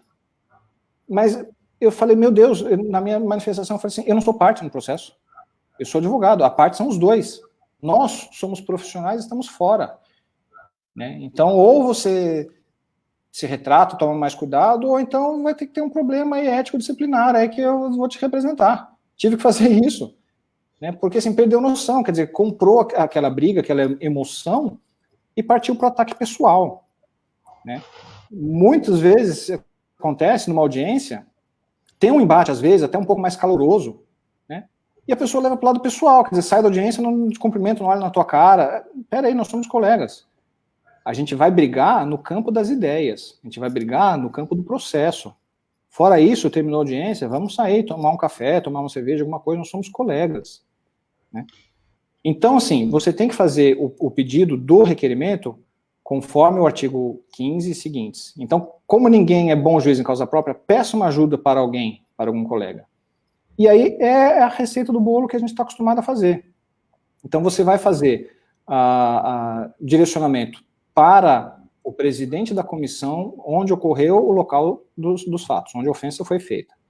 Então, se eu, de São Luís, fui ofendido em Pinda, eu vou direcionar o meu pedido para o presidente da Comissão de Direitos e Prerrogativas de Pinda. Na ausência, se não tem uma comissão de direitos e prerrogativas, o regimento diz que é o presidente da subseção quem vai ser a pessoa a ser direcionada. Doutor Bruno, queria fazer uma intervenção? Sim, o Pittini, é justamente nesse ponto, e eu até complementar o que você estava falando. Quando a comissão local não tem, por exemplo, comissão de direito, o local da ofensa não tem comissão de direito e prerrogativas, ou até mesmo, às vezes o advogado quer fazer posteriormente, ele pode remeter, né, a subseção que ele é inscrito, e aí ela pode ou aceitar caso não tenha comissão, e dali ela pode tomar conta do procedimento, ou ela pode encaminhar esse pedido à comissão local no lugar onde houve a ofensa, correto? Não. Ela pode fazer o pedido para a sua subseção, a sua comissão, mas a comissão tem que encaminhar para é uma competência territorial, né? Isso, para mas por exemplo, o meu advogado é ofendido em São Luís do Paraitinga. Ele pode fazer a reclamação aqui e o encaminho para São Luís do Paraitinga. Exatamente. A única hipótese de exceção é se São Luís, por exemplo, não tem comissão de prerrogativas. Aí eu posso dar andamento por aqui, correto? Não, aí quando não tem a comissão de prerrogativas, você vai direcionar ao presidente da subseção, então no caso seria o presidente da subseção de São Luís do Paraitinga, tá? E aí ele que vai tocar esse processo, tá? Agora, o que ele pode fazer? Ou ele fazer esse processo, ou então remeter para a coordenadoria regional. Né? A coordenadoria, ela atua de forma assim, supletiva, uma forma supervisionada. Então, o coordenador regional e a coordenadoria, ela tem muito a função também da comissão local, né, que eu costumo brincar que é o apagar incêndio. Então, deu um entreveiro na audiência, deu algum problema na delegacia, algum problema no presídio, aciona e vão os advogados em loco. Tá? Então, você pode acionar o coordenador, que daí ele vai acionar os coordenadores regionais, que vão acionar as comissões, e vai todo mundo, ou a sua comissão local. Eu queria até que você explicasse como é que é composto essa coordenadoria, porque tem muita gente que nem sabe da existência da coordenadoria regional.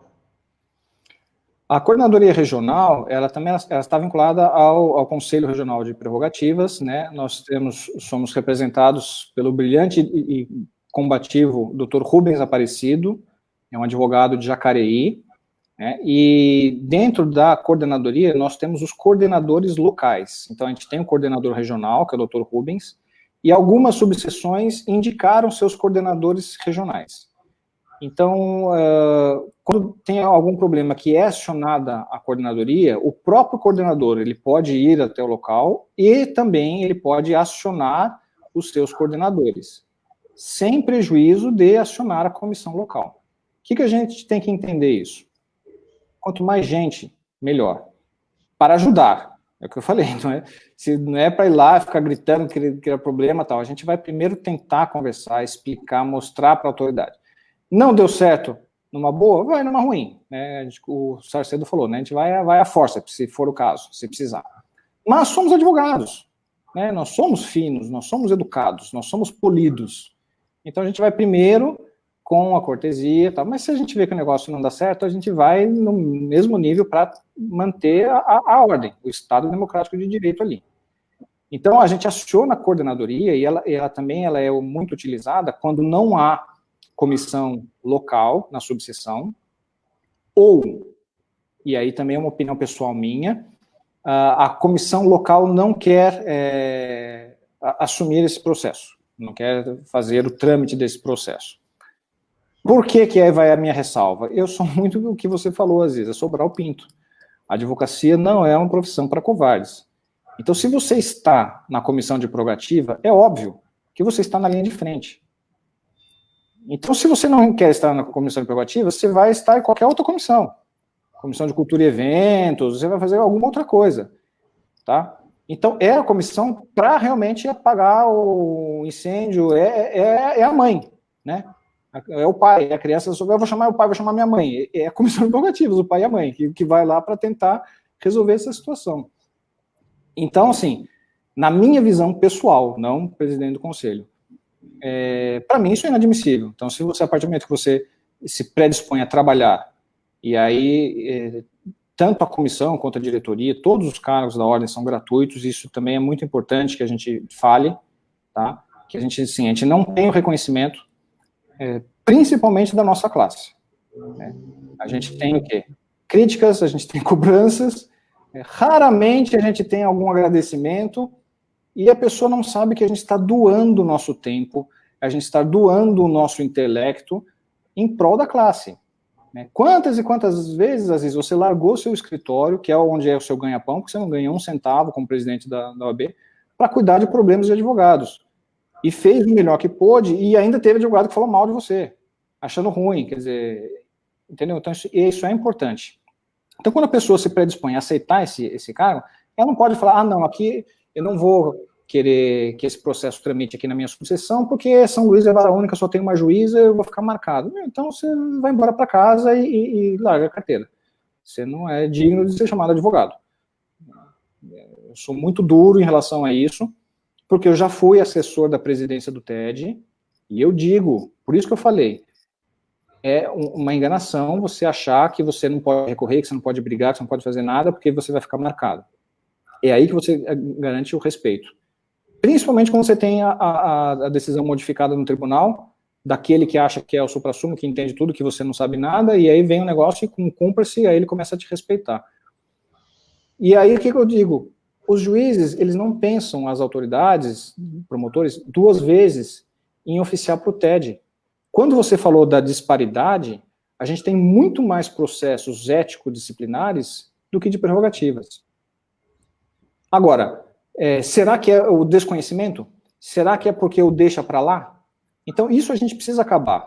Né? Como eu disse, no artigo 18 do Regulamento Geral fala do ofendido, de ofício ou de qualquer pessoa. Então, se você, colega, viu que o seu colega ou o seu sócio do escritório foi ofendido, não deixe passar. Acione a comissão, acione a coordenadoria, faça valer, porque assim, hoje foi aquela pessoa, amanhã vai ser você.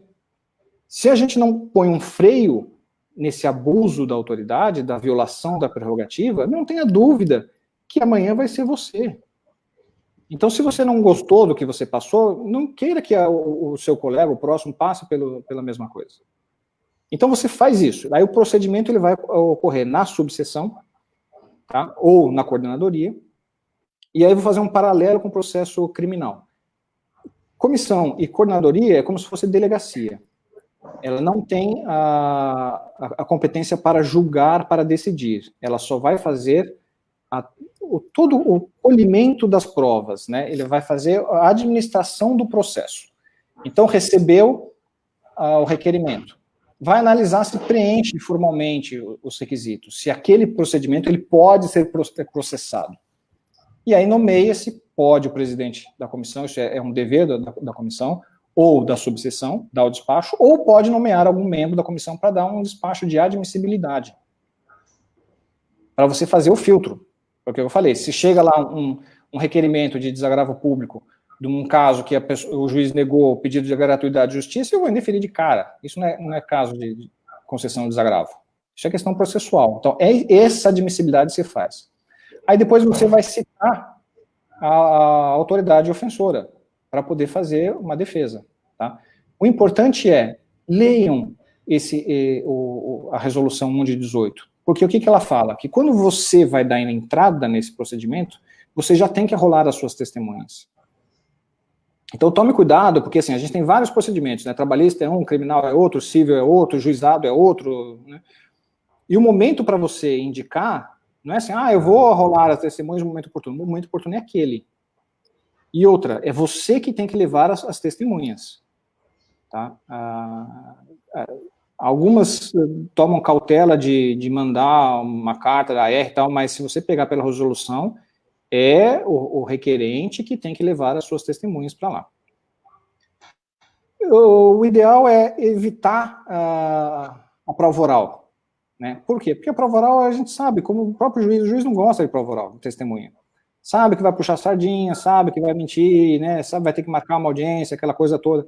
Então, se você tiver documentadamente, quanto mais documentadamente, é melhor. Só que, assim, a maioria das vezes isso não acontece, porque se você tem uma violação, como você falou, não vai ver o preso, ele não vai te dar isso por escrito, ele vai falar verbalmente, tá? Então, para os novos, ou até os mais experientes, não é tão bom você ter seu lobo solitário, você ser o advogado sozinho. É sempre bom você estar junto com algum colega, né, um estagiário, um sócio, alguém, por causa disso, que vai servir como sua testemunha. Se você já sabe que aquela pessoa, aquela autoridade já é meio problemática, a gente tem, hoje, o smartphone filma, grava, faz tudo, a gente está cansado de ver isso nos telejornais. Então, a gente pode fazer isso também, dependendo das suas proporções, tem coisas que você não pode gravar, mas a maioria você pode, para você poder comprovar essa situação. E aí, depois, a autoridade, ela é... e outra coisa, até por uma orientação da seccional, o que para mim parece um contrassenso, e depois eu entendi o porquê, mas ainda para mim é um contrassenso, quer dizer, se a pessoa, o advogado, ele faz o requerimento do desagravo, é claro que ele quer que o processo dele ande e que a pessoa seja intimada para poder apresentar a sua defesa. Mas como eu disse, o paralelo com a delegacia é aquela coisa da representação. Eu faço o BO, se eu não falo que eu quero representar, vai ficar engavetado. Então, o que a gente está pedindo? Para que fale que autoriza a intimação da autoridade para poder apresentar a sua defesa. Por quê? Porque já aconteceu isso na capital, a pessoa entrou com requerimento, e aí foi intimado o juiz, na época, acho que era juiz, e o advogado achou ruim com a comissão. Falou, não, mas por que você... Como por quê? É o contraditório, devido ao processo legal, a ampla defesa, são as partes, né? Quer dizer, você contra o juiz. Não, mas eu não queria que ele fosse chamado. Eu falei, mas como é que você quer que o processo ande sem ele ser chamado? Quer dizer, era só um desabafo? Entendeu? Então, assim, eu até brinquei já uma vez com o presidente de Campos do Jordão, quer dizer, a comissão de prerrogativas não é um CVV. Você pode reclamar, reclama, tá bom, puxa, é difícil mesmo, né? Não é isso. Então, assim, se você fez, não é que você quer que a parte seja processada, né? Então, aí quando não tem, a gente faz aquela emenda na admissibilidade, faz a pergunta, olha, você autoriza que seja encaminhado, né? É um contrassenso, mas é uma cautela que a gente está tendo. A pessoa autoriza, você faz a intimação da autoridade violadora. Aí ela vai apresentar a sua defesa. Nesse momento também, ela tem que arrolar as suas testemunhas, tá? Não adianta, e muitos sequer sabem da resolução, que tudo bem que é 2018, antigamente você tinha portaria 3/4 de 2006, se eu não me engano, ou 2016, que regulamentava. Então, e as autoridades não conhecem o procedimento, e aí tem aquele orgulho de não ir atrás de um advogado para poder defendê-la, e faz de qualquer jeito. E se não rolou testemunha ali, precluiu. O rito vai ser do Código do Processo Penal, na instrução, então daí vai ser o presidente da subseção, ou algum membro da comissão, ou o presidente da comissão, perdão, algum membro da comissão, ou presidente da subseção, que vai instruir a prova oral. Então vai ser o juiz da audiência. Nomeie alguém para ser o seu assistente, que vai digitalizar, né? Você pode também gravar e reduzir a termo. Se a parte, como eu disse, não vem com advogado constituído, tem que ser nomeado um advogado ad hoc, sob pena de nulidade, tá? A parte, ela não pode fazer perguntas direto para a parte, porque não tem o jus postulandi, então o advogado ofendido, ele pode, em causa própria, ele pode fazer. Se ele não tiver algum colega fazendo por ele pode fazer. A autoridade, não, ela tem que ser assistida por um advogado, e é o advogado que vai fazer perguntas para a testemunha. Encerrou, faz um relatório, encaminha-se para a coordenadoria. A coordenadoria vai fazer, de novo, uma peneira para ver se tem algum caso de nulidade ou não, se fazer um juízo de admissibilidade daquele pedido. esqueceram alguma coisa aqui, violaram alguma coisa aqui, não, volta, refaz, tal, faz, não, tá ótimo, tá perfeito, encaminha isso para o conselho. Quando chega no conselho, aí eu nomeio um relator, que ele vai fazer a análise, vai fazer o relatório e o voto. E aí a gente vai marcar uma sessão de julgamento para debater. E nós temos 22, se eu não me engano, conselheiros. Então, nosso conselho é formado por 22 pessoas. E é muito interessante, porque você vê ali, e é respeitado também o voto de cada um. Então, não são todos, a gente não é uma entidade, pelo menos o Conselho da Segunda Região, corporativista, né, que julga por equidade, como a gente vê em tribunais. Quer dizer, você pega, eu acho um absurdo ficar noticiando, em tempo de pandemia, em trabalho remoto, sessão virtual, o TJ bateu o recorde, jogou não sei quantos mil processos. Aí eu fiquei pensando, fazer um cálculo, eu falei, às vezes dá, acho que mais de 50 processos por dia. Você consegue ler, fazer um relatório e um julgamento com ementa, tudo, de 40 processos por dia? Não, é humanamente impossível. Então não dá para você fazer a toque de caixa. E lá você tem, na parte da discussão, é muito interessante, vocês têm um confronto de ideias, tem pessoas que entendem que não é caso de agravo, tem pessoas que entendem que é. Para mim é muito simples, é o que eu falei, se você conseguiu enquadrar, e é bom isso, o representante já colocar, olha, aquela autoridade tem que qualificar a autoridade, violou o artigo 6º, o artigo 7º, o artigo 7º-A, o artigo 7º-B, inciso tal, e colocar o que? Descrever o fato. Eu aprendi isso na faculdade, você vai falar dos fatos, do direito e do pedido. E às vezes não tem pedido. Eu pego lá representações que, então, eu quero que a comissão analise o caso. Tá, e o que você quer? Porque como a gente tem o contraditório, a defesa e o devido processo legal, eu não posso julgar citra, extra ou ultra petita. Senão vão anular o julgamento. Então você tem que definir o que você quer. Então você tem que colocar, eu quero desagravo público com base no artigo 7º, inciso tal, o artigo 18 tal, a concessão, e aí é o pulo do gato que a gente orienta. Colocar aqui, se concedido o desagravo, importante, vamos acender a luzinha aqui, se concedido, que seja expedido o ofício para a corregedoria competente. Por quê?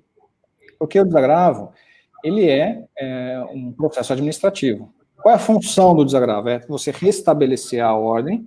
Então, depois de um processo com contraditório, devido processo legal e ampla defesa, você vai, uma série de pessoas, é um colegiado que vai decidir, o conselho, cabe recurso para a seccional de São Paulo, então vai para uma câmara de julgamento, que é outro colegiado, que também cabe recurso para o Conselho Federal, que é outra câmara, outro colegiado. Então, a gente tem aí as 3 instâncias, tá? Então, se bater, se foi até o Conselho Federal e foi reconhecido, não tem o que fazer. Porque várias pessoas reconheceram que foi ocorrida a violação da prerrogativa, então tem que haver o desagravo. Você vai fazer o desagravo por que acontece?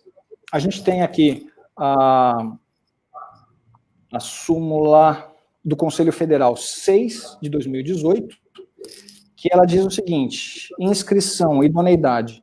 Nos processos de inscrição, o conselho competente poderá suscitar o incidente de apuração de idoneidade, quando se tratar de pessoa que, de forma grave ou reiterada, tenha ofendido as prerrogativas da advocacia, assegurando-se o contraditório e ampla defesa. Ou seja, um dos requisitos para você ser advogado é você ter a idoneidade moral. E aí, se é aquela pessoa que viola a prerrogativa, quer dizer, a pessoa viola a sua prerrogativa, ofende a classe, e depois que se aposenta, vem aqui no nosso órgão pedir a carteira para poder disputar mercado com a gente. Quer dizer, enquanto estava do outro lado, o advogado é do mal, né? É a parte contrária. E depois vai querer advogar. Então é um contrassenso.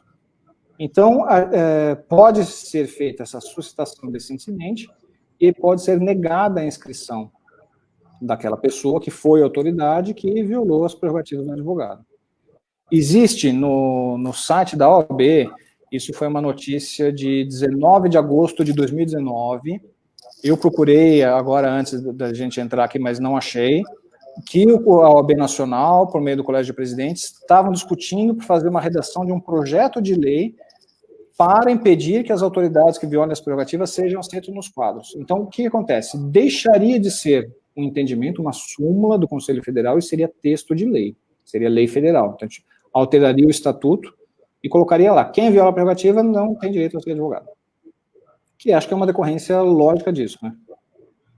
Doutor, uma questão que eu acho fundamental a gente entender, né, todo mundo que está assistindo a gente, e eu particularmente, é uma visão pessoal minha, eu que já fui funcionário público, quando você exerce a função pública, você não é o cargo público, você está no cargo público.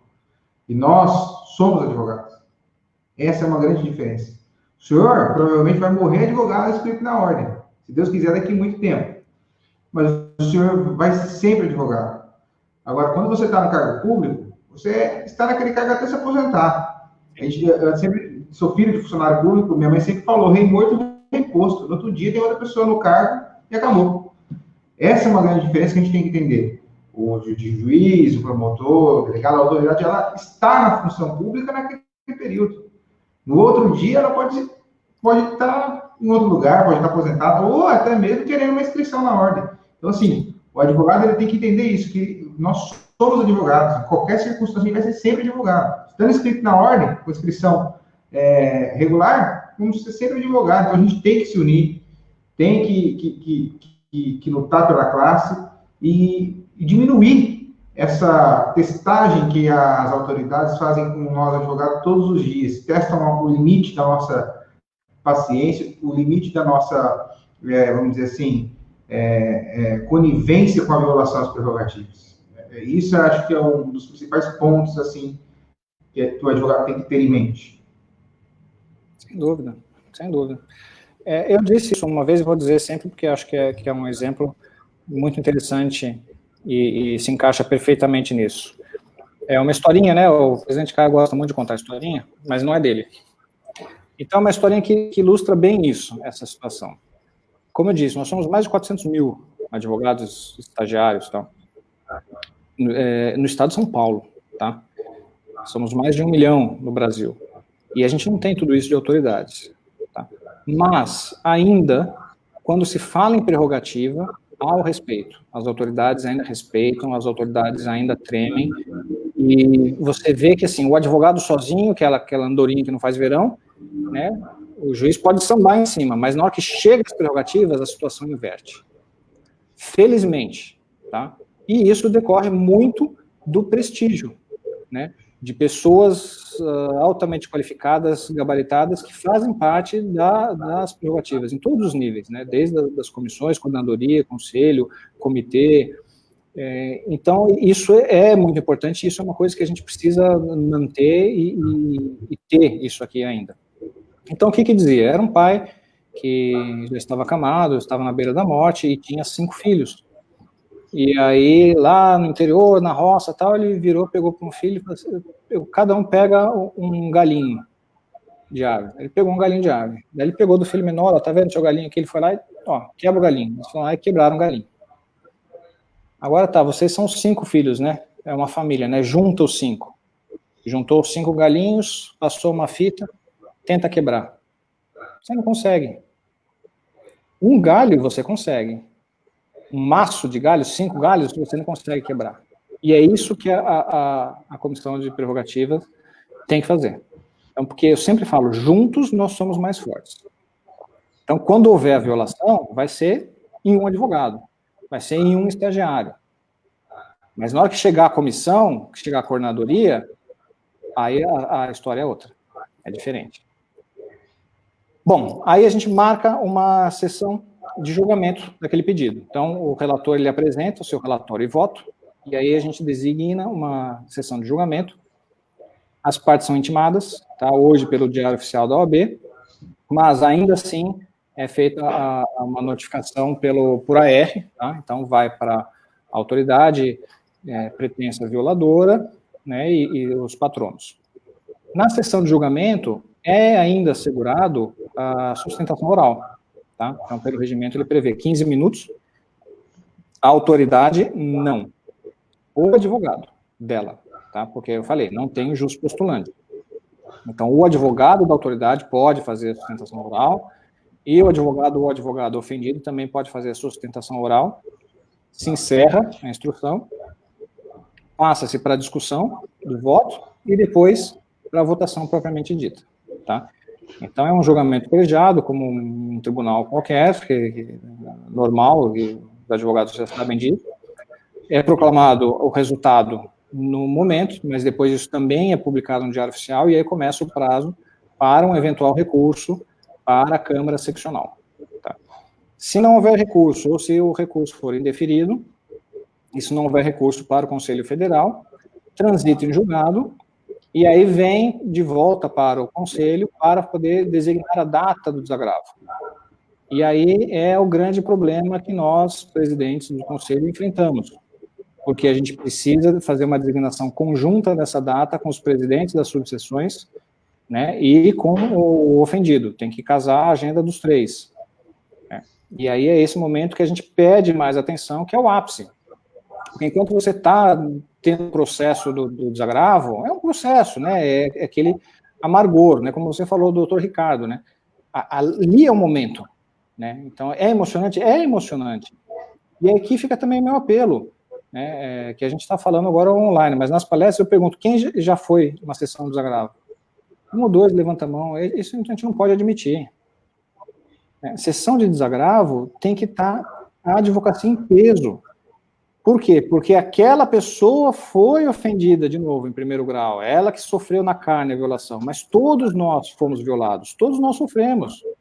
Então, é o momento que a gente tem que dar o abraço naquela pessoa e falar, olha, sinto muito que você passou por isso, mas você está certo, você defendeu as suas prerrogativas, você tomou as medidas corretas, entrou no processo, teve todo o contraditório, ampla defesa, devido ao processo legal, foi reconhecido por um colegiado, que você tem razão, você tem direito no que você estava fazendo, e aqui receba o nosso abraço do desagravo, e aquela autoridade vai ficar anotada para, se for o caso, a aplicação da súmula do Conselho Federal 6. Se não pedir a inscrição nos quadros, termina aí.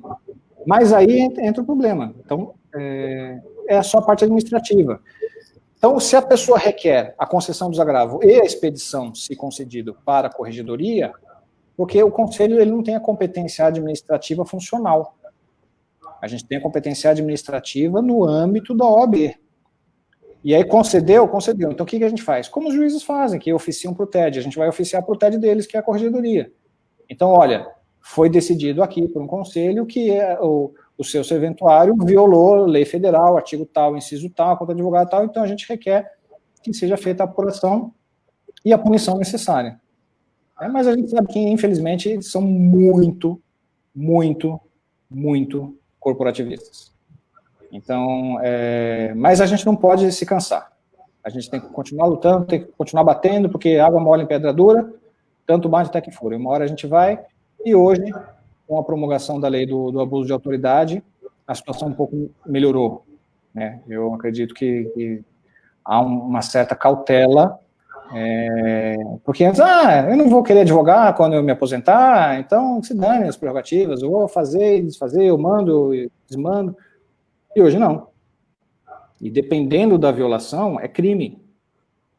E dentro das punições, se houver punição reiterada, a lei diz que, inclusive, há a cassação da aposentadoria, a cassação do salário, você pede o cargo. Agora, é para tirar o sono? Não. Isso é para tirar o sono das más autoridades, das que abusam da sua autoridade, que também é emprestada. Como o doutor Bruno falou, você está no serviço público, você não é serviço público. Tá? Então, dentro daquela autoridade que lhe foi conferida naquele momento, né, até você colocar o dedinho no ponto eletrônico, você é servidor público, você saiu de lá, você não é. Eu sou advogado, 24 horas. O juiz também, né, pela vitaliciedade, tá, aquela coisa toda. Então, a gente tem que ter essa noção. Agora, só vai atacar as más autoridades, quem vai abusar do seu direito, tá? Que é um absurdo, né, maciçamente, e é muito fácil, basta entrar no site do Planalto, vocês vão ver, pega lá o PL, vocês vão ver as votações, quem votou, eu fiz isso, e sugiro que todos façam. Vejam quem votou a favor do veto total. Tem figurinhas carimbadas daqui da região, tem figurinhas nacionais que estão sempre na mídia, que votaram a favor do veto integral. E o que isso significa? Dentre todas, que eles concordam que é possível e é normal você colocar numa mesma cela pessoas de ambos os sexos. Ou que é normal você colocar numa mesma cela crianças e adolescentes com adulto. Que é normal você impedir o acesso do advogado ao processo. E isso, entendeu? Então, assim, salta aos olhos. É uma coisa, infelizmente, a gente é muito burocrático, né? A gente tem lei ordinária, lei complementar, decreto-lei, constituição, portaria, resolução. Não, a gente não consegue dar conta de tudo isso, porque a gente gosta de fazer, e se você passar uma peneira, a maioria não presta. Mas, assim, a gente chega a um ponto de que tem que ter o artigo 6º da lei federal, do nosso estatuto, dizendo que tem que haver o respeito entre o advogado, o juiz e o promotor. Mas, meu Deus do céu, não precisa de lei para isso. Isso decorre do berço, isso é educação básica. Mas não, tem que ter um artigo de lei falando, olha, você tem que tratar o advogado com respeito. Servidor, você tem que tratar o advogado com respeito. E é pior, daí a gente tem um código de ética que fala que a gente deve, é um dever ético, você exigir o respeito. Quer dizer, como se não fosse uma coisa natural, né? Então é para isso, para as pessoas que tiveram as suas prerrogativas violadas, está dizendo, você deve exigir. Porque a prerrogativa não é sua. Você foi ofendido, mas todos nós fomos ofendidos. E a coisa mais, só para finalizar aqui a minha participação, que eu sei que vocês já querem fazer o sorteio, a coisa, falar com o Pitinho é assim, né? Deixar a gente fica até as 2 da manhã. Pitinho, 2 coisas que eu queria falar assim, para encerrar minha participação. A primeira é que a pior, vamos dizer assim, a normalidade dessa lei de abuso de autoridade é ter que fazer uma lei para seguir o que a lei diz, né? Isso, para mim, é um absurdo dos absurdos. E o segundo ponto, que recentemente, você até sabe disso, que eu te liguei no dia para avisar o que eu tinha feito, eu fui ofendido nas minhas prerrogativas e tive que agir em meu nome, eu mesmo consegui resolver, né? E, assim, a gente que sofre a ofensa prerrogativa, a gente fica chateado, e é um sentimento que deveria ser contrário, né? E a gente acaba ficando chateado por ter que tomar uma medida ali, muitas vezes. Então, é uma situação, assim, muito desagradável, né? E eu passei por isso, eu até no dia questionei a autoridade, falei, imagine se fosse um colega recém-formado. Se eu estou passando por isso, imagine um colega recém-formado. Então, é muito chato, e eu acho que é o que você pontuou aí, é bastante importante. A união, os galinhos, né? A gente tem que se unir, tem que estar sempre junto para poder enfrentar tudo isso que a gente vem vivendo, né? Só registrar aqui também a participação da doutora Guacira Franco, está dando boa noite, e do nosso conselheiro estadual, doutor José Pablo Cortes, né? Que está dando boa noite aqui, está dando parabéns. Grande doutor Pablo, né, de Cruzeiro. Forte abraço, doutor. Mas, como você bem disse, ô Pitinho, essa lei de abuso de autoridade, ela veio para encaixar com o que faltava, parece, né? Agora, hoje, a autoridade, que antes atravessava, pisava, pisoteava nas prerrogativas, hoje ela toma mais cautela, né? O que eu tinha uma pergunta aqui no WhatsApp, é o seguinte: se há possibilidade de ingressar com uma ação na esfera civil por dano moral. No abuso de autoridade? Sim. O que a gente tem que tomar cuidado é o seguinte, mas aí a gente vai ter que marcar um outro dia para conversar sobre abuso de autoridade. Só para matar aqui, a gente já vai... O papo é longo. Mas o que a gente tem que tomar cautela? 2 coisas. Primeiro, não foram todas as prerrogativas que foram criminalizadas. Isso é importante. O pessoal acha que todas as prerrogativas foram criminalizadas. Não, foram algumas. E segundo, o parágrafo 1º do artigo 1º da lei, ele traz o dolo específico, né, que são 5, que a gente precisa tentar encaixar, além da violação do artigo, que ele tem também um dolo específico, mas a gente tem que colocar esses que são os específicos. Então, fala que é prejudicar a outrem, beneficiar a si, ou a terceiro, por mero capricho ou satisfação pessoal. Então, dentro da criminalização das prerrogativas, que foram apenas os incisos 2, 3, 4 e 5, isso está no artigo 7º-B, a gente tem que encaixar esse dolo específico. Senão, não vai configurar o... Então, assim, por isso que eu digo, a propaganda foi muito mal feita, para mim houve essa má-fé nesse sentido. E não deixaram por menos, né, porque para mim tinha que violar todas as prerrogativas, porque todas são importantes. Como eu falei, a gente não tem um peso, né, uma é mais do que a outra, todas são igualmente importantes. Então, por que não criminalizar todas? Porque só algumas. Então, esse foi o primeiro ponto negativo da lei. E o segundo, se a gente olhar, é o artigo que contém a menor pena. Ele fala de detenção de 3 meses a 1 ano e multa. Então, todos os outros artigos, vou pegar um aqui aleatoriamente, ele fala de mais... Quer ver?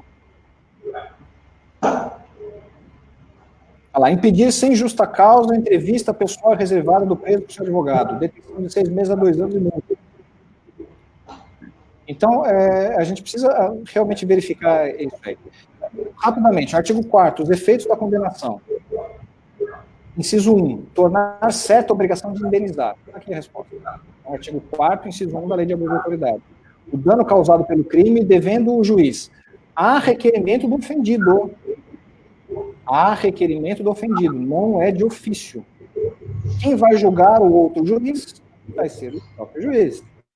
Então, se a gente não fizer a lição de casa, foi o seu direito de pedir a indenização ali. Você tem que pedir a indenização e fixar na sentença o valor mínimo para a reparação dos danos causados pela infração, considerando os prejuízos sofridos.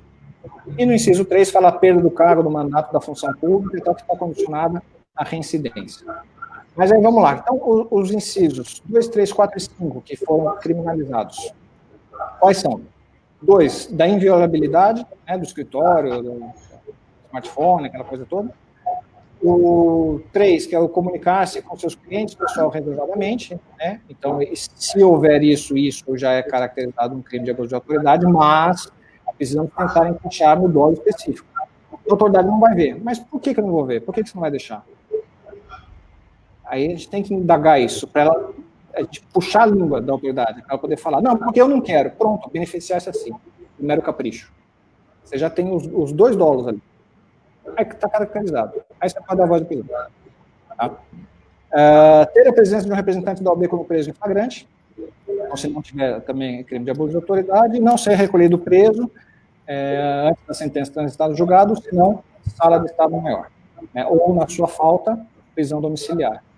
Mas, aí, fazendo um apurado da lei, eu cheguei à conclusão que não são só esses que foram criminalizados, né? O 2, 3, 4 e 5. Porque se a gente pegar o artigo 5º, ele fala lá, constranger a depor sob ameaça de prisão, que em razão da função, ministério, ofício ou profissão, deva guardar segredo ou resguardar o sigilo. Que é o que eu falei, ninguém pode obrigar o advogado a depor. E se você constranger sob ameaça de depor, não, advogado, você vai depois que eu vou te mandar prender, hein? Esse artigo 15, ele está diretamente relacionado com o inciso 19, no artigo 7º. E fala, recusar-se a depor como testemunha em processo mal funcionou, ou deva funcionar, ou fato relacionado à pessoa quem foi advogado, blá, blá. E aí o artigo 32 da Lei de Abuso, que também é negar ao interessado, ou seu defensor, ou advogado, acesso aos autos de investigação, aquelas coisas, bem como impedir a obtenção de cópia, ressalvado o acesso às peças e diligências em curso, que é o que você falou às vezes no começo. Ou que indique a realização de diligências futuras cujo sigilo seja imprescindível. Então, por que não está encartado? Porque se tiver encartado, olha, hoje é segunda-feira? Hoje é segunda-feira. Quarta-feira a gente vai fazer uma busca e apreensão no escritório do Dr. Bruno. Se você for ter acesso lá, acabou. A diligência já foi prejudicada. Então, o que ele pode fazer? Ele não deve constar isso, não deve encartar isso nos autos. Por quê? Porque uma vez encartado, eu tenho que dar o acesso ao advogado. Então, segura essas, né, e aí depois você encarta como vai fazer. Então, o 32, na minha visão, ele criminaliza os incisos 13, 14 e 15. Que é examinar em qualquer órgão do Poder Judiciário, Legislativo, Administração, auto, processo em andamento, né, o 14, examinar qualquer instituição responsável por conduzir investigação, mesmo sem procuração, então aí delegacia, Ministério Público, Procuradoria, e o 15, ter vista de processos judiciais ou administrativos de qualquer natureza, em cartório, na repartição competente, e retirá-los pelo prazo legal. Então, na minha visão, criminalizou expressamente os incisos 2, 3, 4, 5, e tacitamente o 19, 13, 14 e 15. Mas aí, como eu falei, é um outro dia, uma outra conversa. Não, isso aí dá para fazer um tema só com isso daí.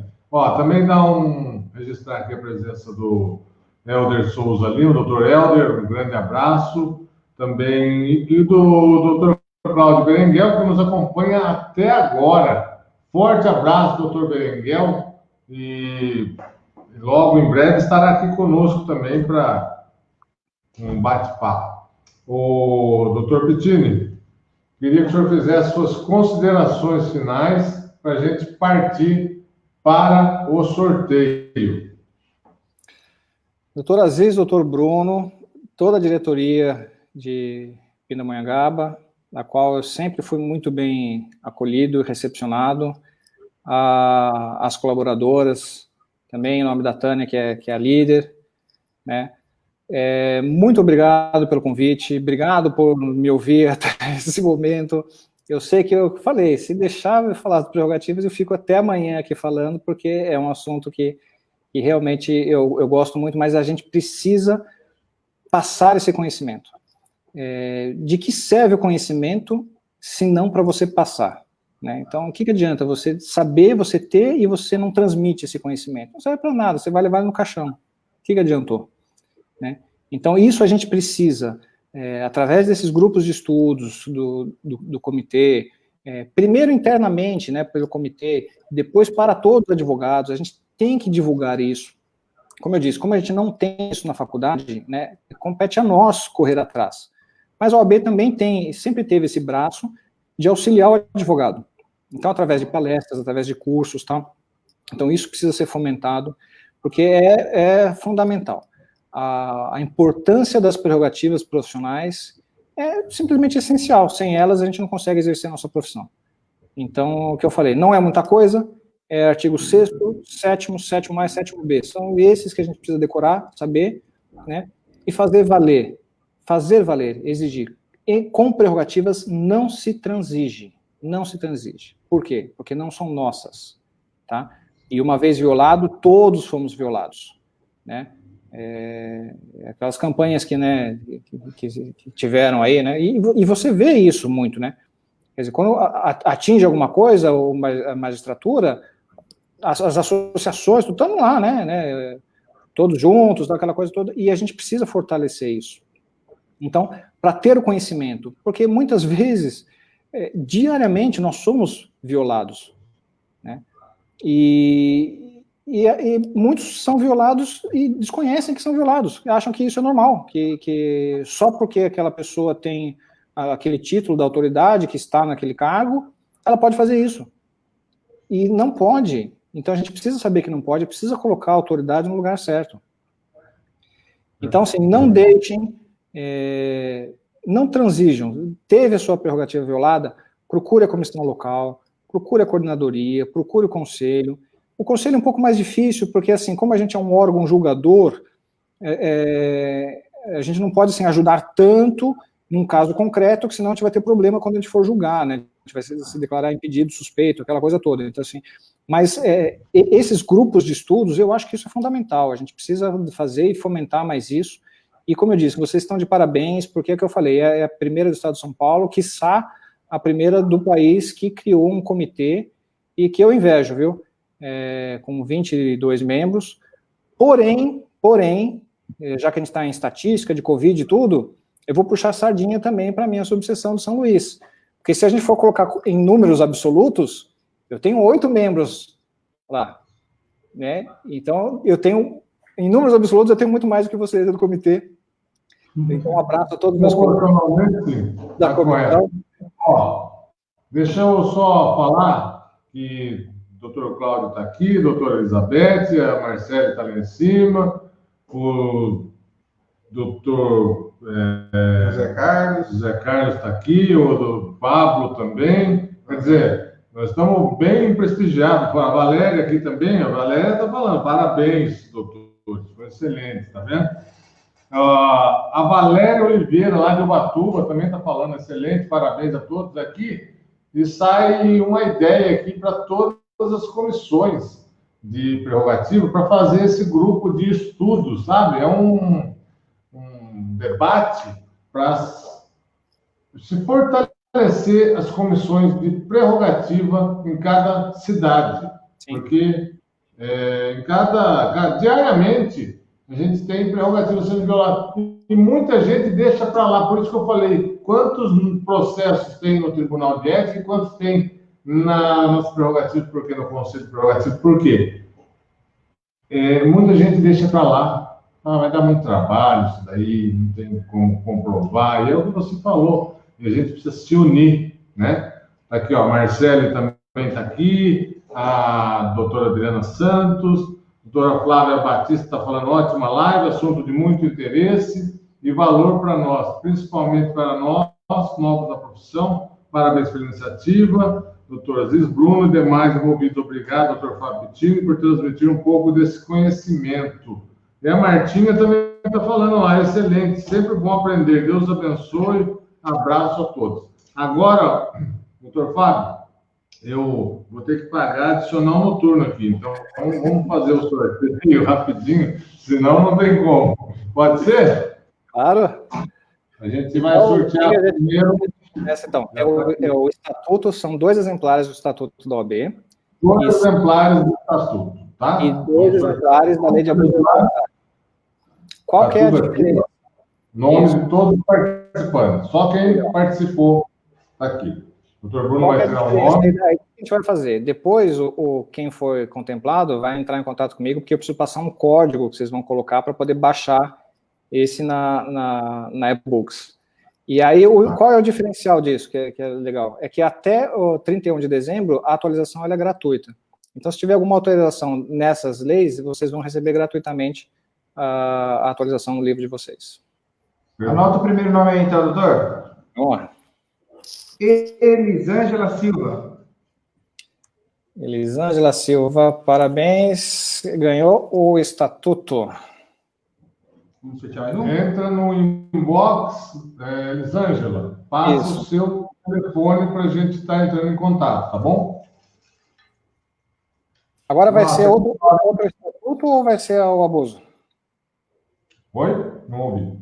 Vamos sortear mais um estatuto ou vai sortear o livro do abuso? Mais um estatuto. Mais um estatuto. Alexandre Botelho. Muito bem, parabéns. Cada um pessoal de sorte aí, hein, Pitinho? Estatuto. Aqui. Agora, então, a lei de abuso de autoridade. 2 livros da lei do abuso de autoridade.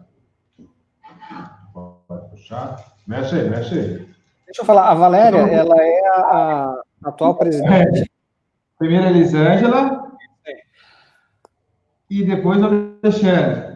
Vamos provar. Agora é a atual presidente da comissão de Ubatuba e é a futura membro do Conselho de Prerrogativas. Casos estão suspensos, a Valéria. Aí a gente acho que já encaminhou a documentação, viu, Valéria, para São Paulo, mas aí precisa depois o Conselho lá referendar para o seu nome ser aprovado e você integrar o Conselho aqui conosco. Essa é a nossa colega, então. Exatamente. Olha só aqui, marmelada. O pessoal vai falar que é marmelada. Quem ganhou? Cláudio Berenguel. Grande Cláudio. Agora o último? É o último. Vamos lá. Esse aqui é o abuso de autoridade, né? Isso. E a última premiada de hoje foi a doutora Cris Cobas.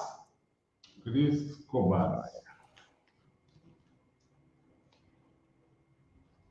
Então, como o Pittini falou, são e-books só para a plataforma da Apple, não serve para Android.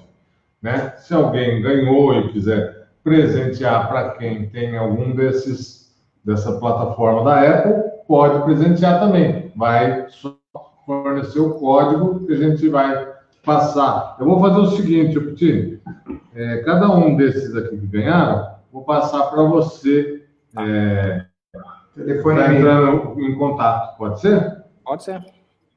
Beleza, fechou então. A gente só tem a agradecer a sua participação de coração. Você é aquele cara que a gente sempre pode estar contando. A gente, quando formou o comitê, também ligamos de última hora. Pitini, precisamos de você aqui. Você deu um jeito na sua agenda e esteve aqui conosco, participando desse momento histórico, que para nós foi histórico, né? E você esteve junto conosco nesse momento. E da mesma forma agora, né? Eu liguei para você na sexta, olha, vamos fazer uma live na segunda, que o tema é bacana e tal. Beleza, vamos fazer agora até 10h15 da noite aí, ó, conosco aí, né? Sei que vai receber um puxão de orelha, mas leva um salvo-conduto aí conosco, por nós, né? Com certeza, com certeza. Estava com pessoas como o Bruno e eu que não vai estar tendo coisa. Eu estou passando para a Tânia aqui, às vezes, é o seguinte, estou mandando aqui no WhatsApp dela, que eu vi aqui que ela publicou, que a Valéria foi a ganhadora do e-book, tá vendo? E, na verdade, foi o Cláudio Beringuel. Foi. Então, estamos passando para ela arrumar aqui. E pronto. Então, teve um erro aí, gente. Não, é que você estava falando da Valéria e ela colocou. Na hora que ela... E ela acabou colocando ali, a Tânia colocou ali Valéria, mas foi o Cláudio, tá, gente? O sorteio aqui foi o Cláudio. Beleza. Tá bom, Pitini? Mais uma vez, a gente só tem a agradecer. Seja muito bem-vindo quando vier a Pindamonhangaba, aqui a extensão da sua casa. A gente agradece. E como você falou, se pudesse, estaria falando mais 10 horas aí, que tem muito papo, prerrogativa. Quando eu falo que os dois pilares da advocacia ética e a prerrogativa, é porque são dois pilares, né? Então, assim, sustentam a advocacia. A gente tem muito papo para falar, muitas ideias para debater aqui sobre prerrogativa. E agora, sim, com essa lei do abuso de autoridade vigente, essa nova, a gente mescla e tem muita coisa para falar. Então, vai ficar com um segundo papo essa mescla, porque dá para a gente emendar pelo menos mais 2 horas aí. Tá certo? 2 é pouco ainda, viu? Pitini, muito obrigado. Nós nos vemos no conselho em breve, se Deus quiser. Obrigado. Agradeço muito, olha lá, o doutor Alexandre Lousada, presidente da subseção de Cruzeiro, obrigado. Agradeço muito a todos, a vocês principalmente, ao pessoal dos bastidores que aí estão dando a força para que isso pudesse ser realizado, a todos que ficaram até essa hora, né, perderam o jornal aí, o jantarzinho, foi postergado para me ouvir. Muito obrigado. Só tenho realmente a agradecer e me coloco à disposição de cada um de vocês. Enquanto tenho mais 1 ano e meio de mandato aí como presidente do conselho, estou à disposição, sou um servidor de vocês, podem me procurar nos meus contatos, no conselho, o que eu puder ajudar, eu estou à disposição. Muito obrigado. Perfeito. A gente que agradece mais uma vez. Pessoal que nos acompanhou até agora também, muito obrigado. Um abraço para o Alexandre, que entrou agora também. Forte abraço, tudo de bom. Fiquem com Deus. Uma ótima semana e até a próxima live. Até a próxima, pessoal. Fiquem bem.